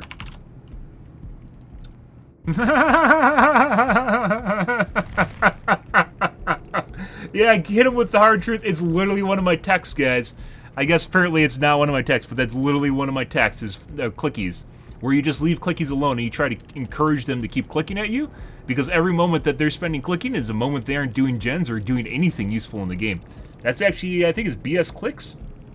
BS Clicks, one of my texts, yeah. Where you shouldn't actually care. You should be happy they're getting clicked at because that means they aren't doing jack shit. Yeah, this is going to be a highlight tonight. Thank you very much, Mr. Sando, whoever the fuck you are. By the way, apparently that Yui did not come over to the hook in the corner there, where I cut her off and just waited for her there and tried to meme with me to go for an unhook. Don't worry, definitely did not do that to save the David. Nope, she was just over there because she gave up. Yeah, totally. This kind of, and then she went to the comp corner. Then she went to the corner where there's no hooks. She went to a dead spot. And then that very same Yui that gave up went to a dead spot. Yeah. So apparently does not actually know what being angry is, because I guess you have to explain emotions to people nowadays, and how when you're calmly sitting here talking to them after enjoying the game, you're not actually the mad one. It's probably the guy that sat here for 4 minutes trying to convince me of their delusional reality. I don't know. That didn't actually happen because we can go over here and look at this and see that is not what fucking happened in the match. Yeah. And apparently I'm angry at flashlight click. It's literally one of my texts where I talk about flashlight clickies. Literally one of my texts. Good stuff, guys. Oh, that's wonderful.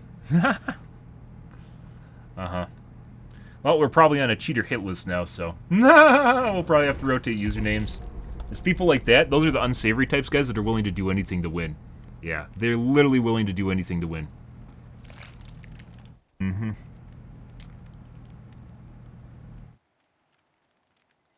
Hmm.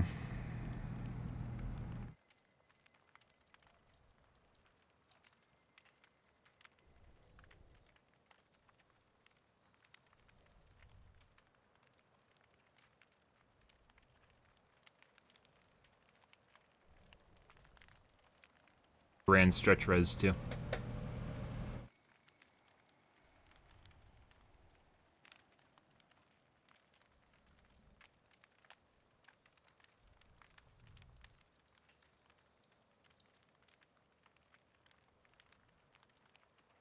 Just keep saying there.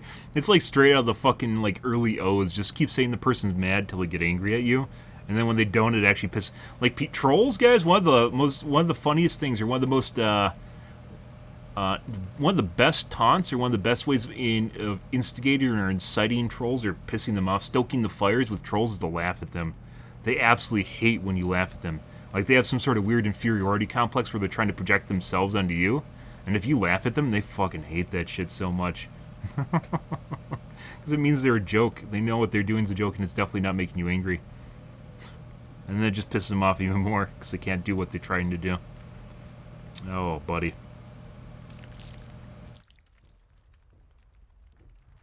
Don't worry, guys. Probably on some sort of cheater hit list. It's fine. It's fine.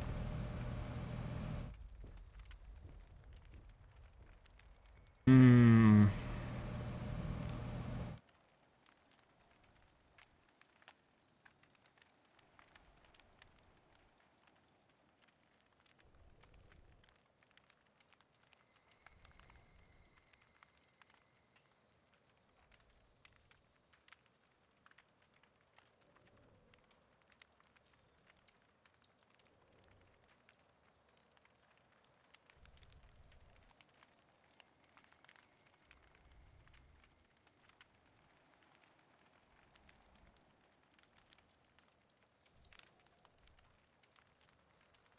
Slow Q.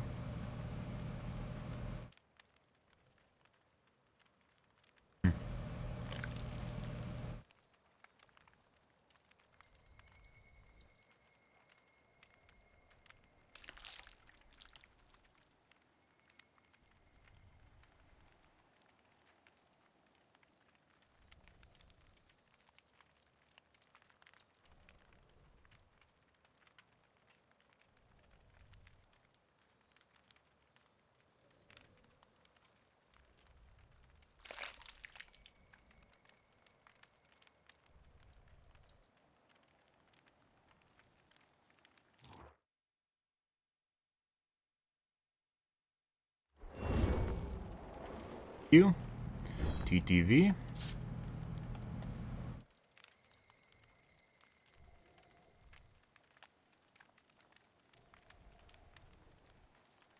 Very random name.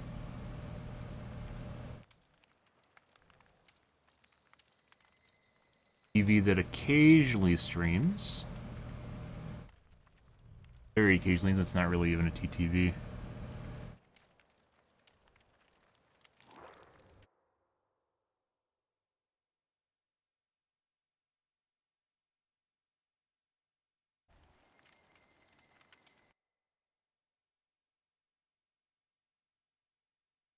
Backband, another TTV as well. I wonder if people normally play against TTVs, or backbands, excuse me, if they check their profile. Like, who would actually do that to themselves? That one was 118 days, so it was this year.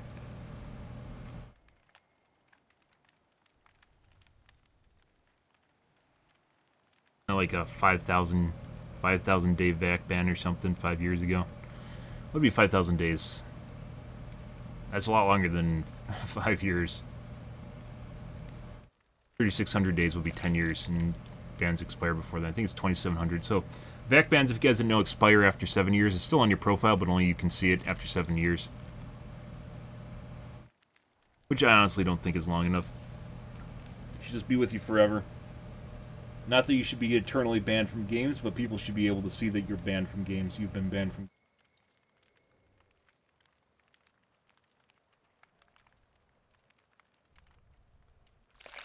Good. I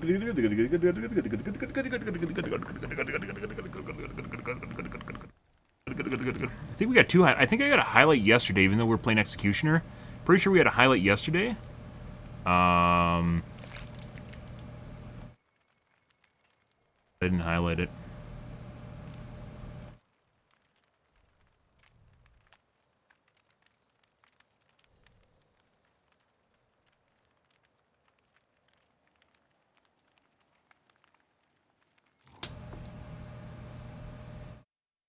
Another group that's raging at me. Looks like a pre-made.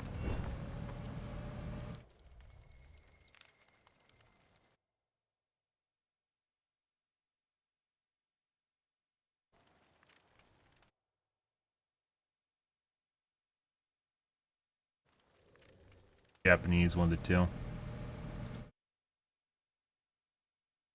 Cast name. Meme / crass name. And a memer on top of it. Okay.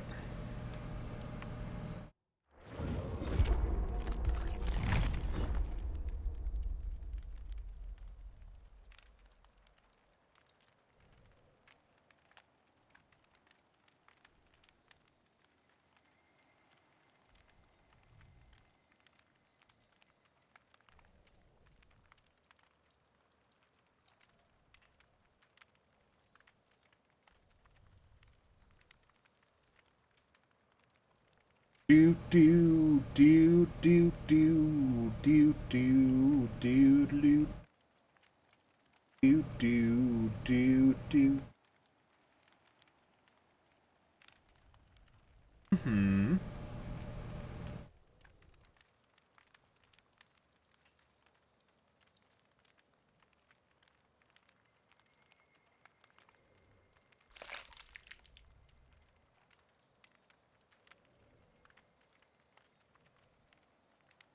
Do do do do do do do do do do do do do.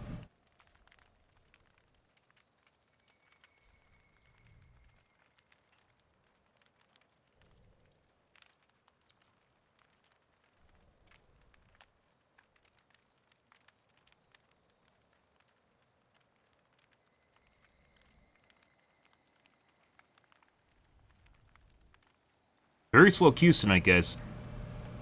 Very, very slow queues.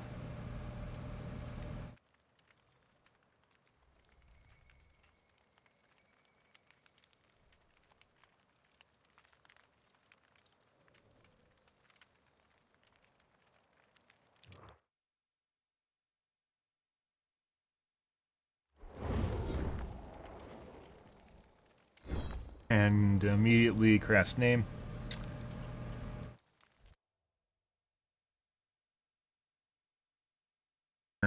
Crass name.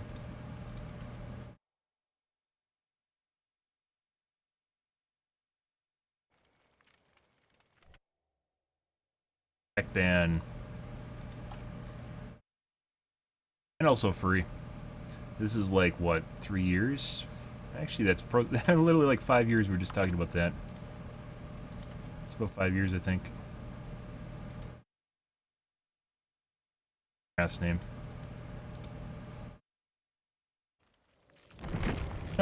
That's the way it goes, guys. We've learned and we know better. When there's multiple flags that pop up, it's not worth playing. I know you guys see me dodging lobbies all the time. And you're like, what's the harm in going after one of the lobbies? But it's definitely worth dodging them. As opposed to just playing against a cheat lobby. Yeah. Let's make some highlights here, guys. I think we got a highlight from last night, too.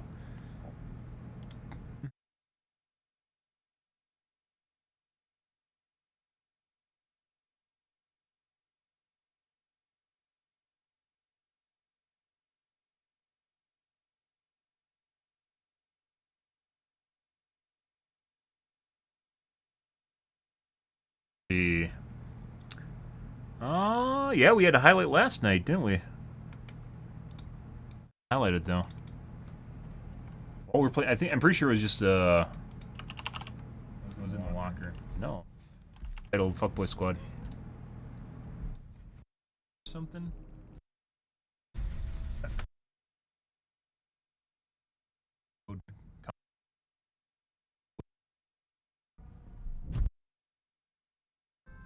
Store.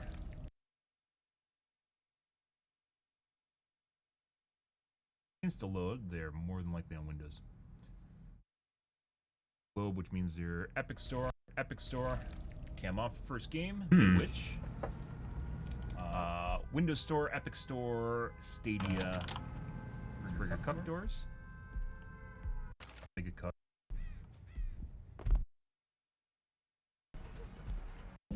Chooks really sucked dick after they changed them last fall. I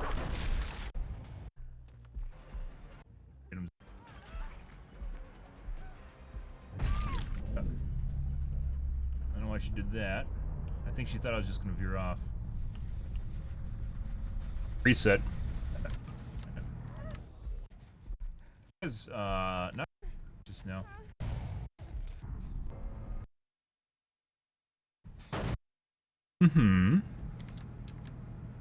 Once again, game should have 20-minute time limits, guys, after which point endgame collapse should start. Oh, this is where the two guys got on the gen at exactly the same moment. Survivors are still required to finish the gens before the allotted time expires.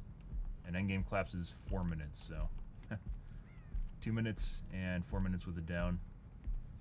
Get probably upstairs jerking each other off, marking on, but what else? Might still have flip-flop power struggle if she knows she has to go to KD.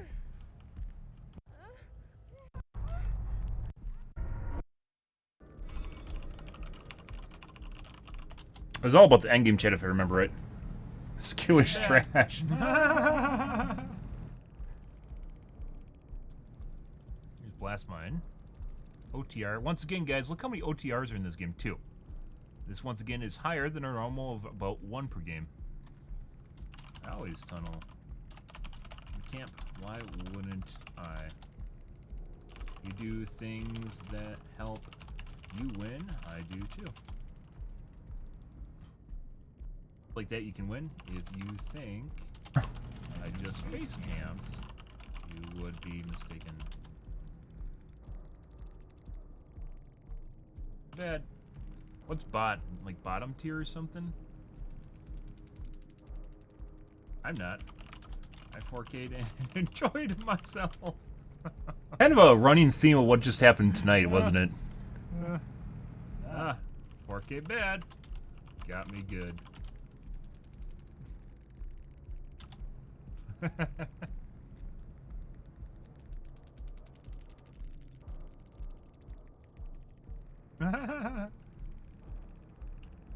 Hey, bad. Yep.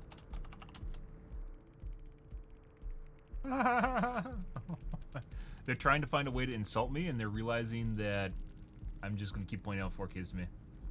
Yep. I do strategic and tactical things to help me win. Tried to with distraction tactics, displacement, and escorts. And I got around them. You even tried to entice me with a flashlight. Click. Clicky. Clicky. Hey, look, it's exactly what the guy said earlier tonight. Doing gens or anything to help your team. So I took advantage of it. Thank you.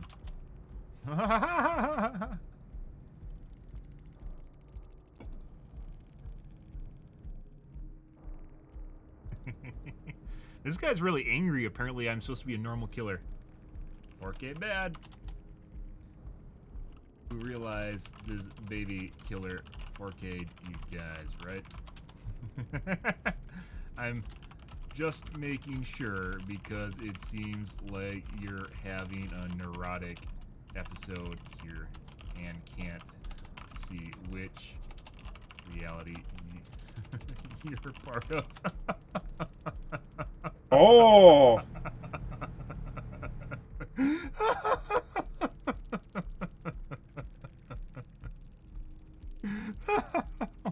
Jesus. Oh, that's pretty good. You still here? Or did you just flip out? He just left after that one. Oh, that's good. I wasn't going to highlight this, but we're definitely going to highlight this now. The fucking endgame chat just makes it worth it. That's a highlight tonight. Yeah, they don't do it so much anymore, but I absolutely love when survivors just completely reject reality. You're a baby killer. Bad baby killer. 4K bad. That has to be one of the best responses. That has to be one of the best responses to people calling me bad, is just 4K bad. Because, yeah, I guess these guys weren't trying at all. Yeah, they definitely did not try to do anything there to help them. There was no tactics and strategies the survivors used. They literally didn't attempt to get in my face, try to go for behind the back plays while someone's running distraction loops on me. Didn't two people get on Jenna exactly at the same moment to pound it out, which they actually did, by the way, but when they got on Chase, they immediately went down. Yeah, you know, they totally did not try to save in any way, shape, or form. They totally had the first hook on the Claude, totally did not have someone go in and save while I was fucking around with the Nia, which is one of the reasons I was trying to avoid that. No, sir. No fucking sir. 4K bad, guys. Yeah. Only survivors are allowed to try, not killer. Executioner, I don't want to. I know he's just going to be worse than bad, guys. Yeah. Only survivors are allowed to try, not killer.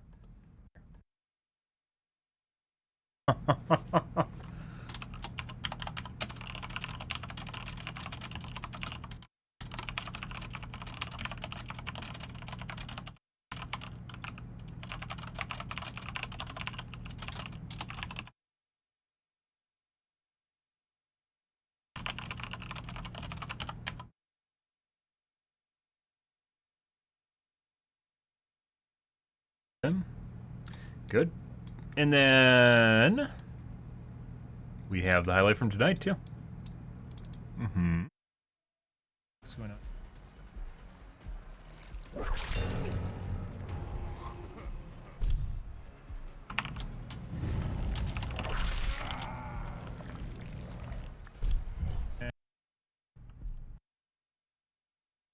Mm-hmm.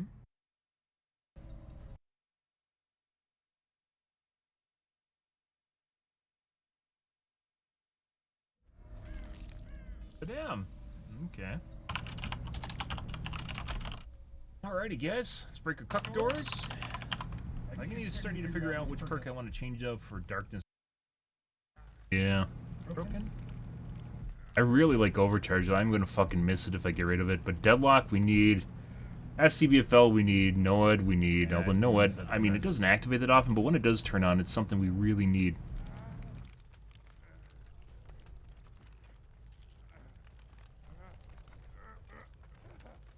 Other guys on the gen, by the way, across the map.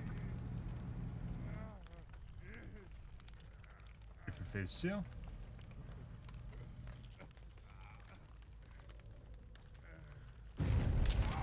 Or no, she was fucking around the dungeon, wasn't she? In the basement. Tried to spin me.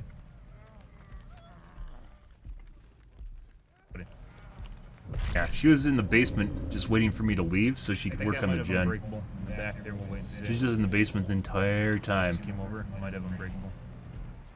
Went down and tapped the gen.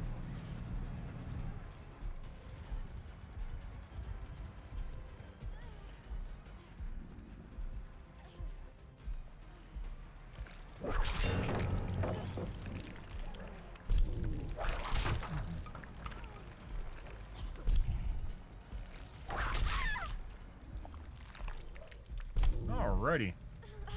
Good, good.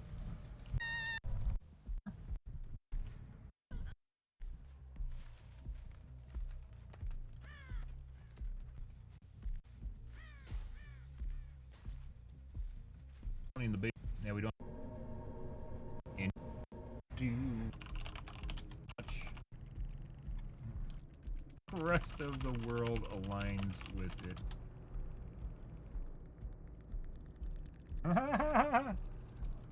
Once again, project much.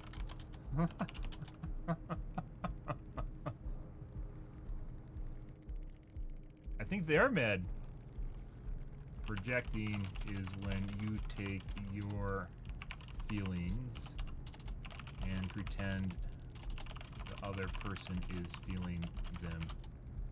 So right now, after a crushing defeat, you're actually angry, and you're pretending the other side is angry in order to deal with your feelings.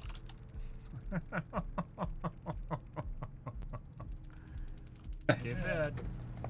Apparently, you don't understand what those skulls are next to your name. Once again, projecting.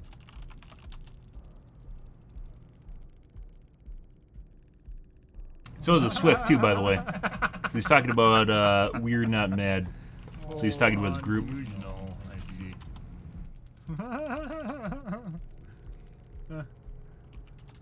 I guess. You right?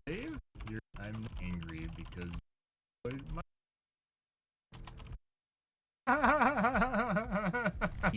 where you just leave clickies alone and you try to encourage them to keep clicking at you, because every moment that they're spending clicking is a moment they aren't doing gens or doing anything useful in the game. That's actually, I think it's BS Clicks. BS Clicks, one of my texts, yeah. Where you shouldn't actually care. You should be happy they're getting clicked at, because that means they aren't doing jack shit. Yeah, this is going to be a highlight tonight. Thank you very much, Mr. Sando, whoever the fuck you are. By the way, apparently that Yui did not come over to the hook in the corner there, where I cut her off and just waited for her there and tried to meme with me to go for an unhook. Don't worry, definitely did not do that to save the David. Nope, she was just over there because she gave up. Yeah, totally. This kind of, and then she went to the comp corner. Then she went to the corner where there's no hooks. She went to a dead spot. And then that very same Yui that gave up went to a dead spot. Yeah. So apparently does not actually know what being angry is, because I guess you have to explain emotions to people nowadays, and how when you're calmly sitting here talking to them after enjoying the game, you're not actually the mad one. It's probably the guy that sat here for 4 minutes trying to convince me of their delusional reality. I don't know. That didn't actually happen, because we can go over here and look at this and see that is not what fucking happened in the match. Yeah. And apparently I'm angry at flashlight click. It's literally one of my texts where I talk about flashlight clickies. Literally one of my texts. Good stuff, guys. Oh, that's wonderful. Well, we're probably on a cheater hit list now, so we'll probably have to rotate usernames. There's people like that. Those are the unsavory types, guys, that are willing to do full name, guys. Oh my god, yeah. They're literally willing to do anything to win. Yes, clickers. Yeah. Do anything to win. Yeah. They're literally willing to do anything to win. Good.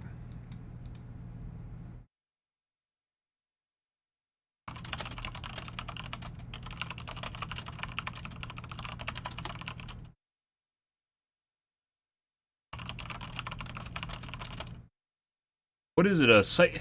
Can you have a psychic pandemic? Endemic? What's endemic?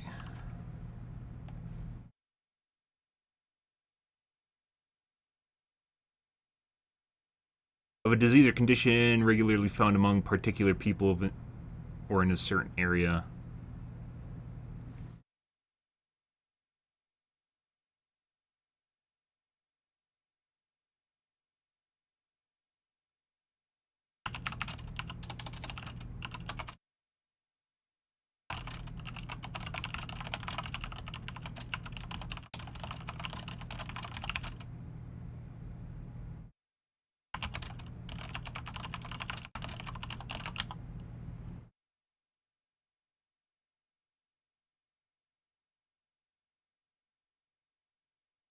Psychic isn't right. Psychiatric.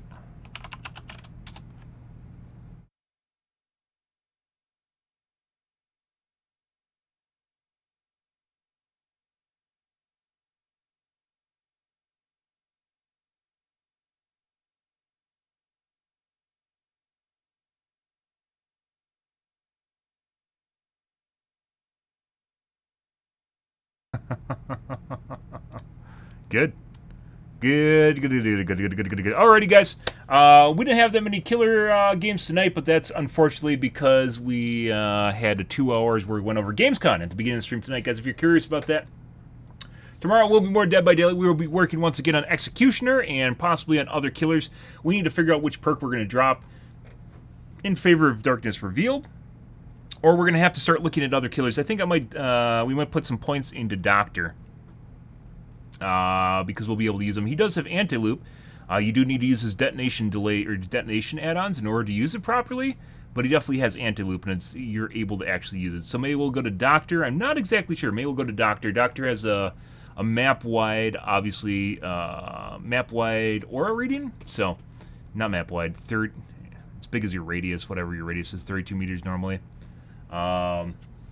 Relatively big aura reading radius in which you can catch people. Otherwise, Darkness Revealed once again on top of that. So maybe we'll have to see which killers we're going to use. It might just need to be used Darkness Revealed, and we can keep playing Nemesis. We'll see. I don't know how common Common's Reassurance is going to be, but I suspect it is going to be very common. I don't know why OTR is, but then again, OTR isn't meta, so like it should be. People should all be running OTR, especially if they're in the MMR where they're getting tunneled and camped constantly, right? And they don't. Like most games tonight, we saw one or maybe two. Most of the games just maybe one OTR, and one game we had like a DS too, and it's just no OTR in that player. So not exactly sure what the fuck survivors are doing if they aren't running OTR. And it seems like they did something to the MMR this week where I'm playing against easier survivors right now. Relatively either I'm doing a really good job of sussing out the cheaters or the suspect players. But, yeah, I'm not sure, guys. I'm not sure. But, yeah. I'm out here for this evening, guys. If you're new to the stream, you enjoyed the bullshit, you enjoyed the fun, you enjoyed the delusional survivors, make sure to follow in the top right-hand corner. You stream every day from evening to late night, GMT-6, so 8 to 9 p.m. Central Standard Time to 1 to 2 a.m., give or take, depends what's going on in my life, what's happening, etc. Tomorrow, guys, will be more of the dibs. We'll probably be working on our anti-reassurance builds and working around that in preparation for the upcoming patch. In which reassurance, it only takes one. I'm pretty sure it's only going to take one person with reassurance to fuck up your game. We are going to play Nemesis a bit into the patch and see how much it fucks up his games, but we will see. And of course, it's going to be more prevalent when it first comes out, and then toned down throughout the games. So once again, we'll see. Once again, multiple once agains.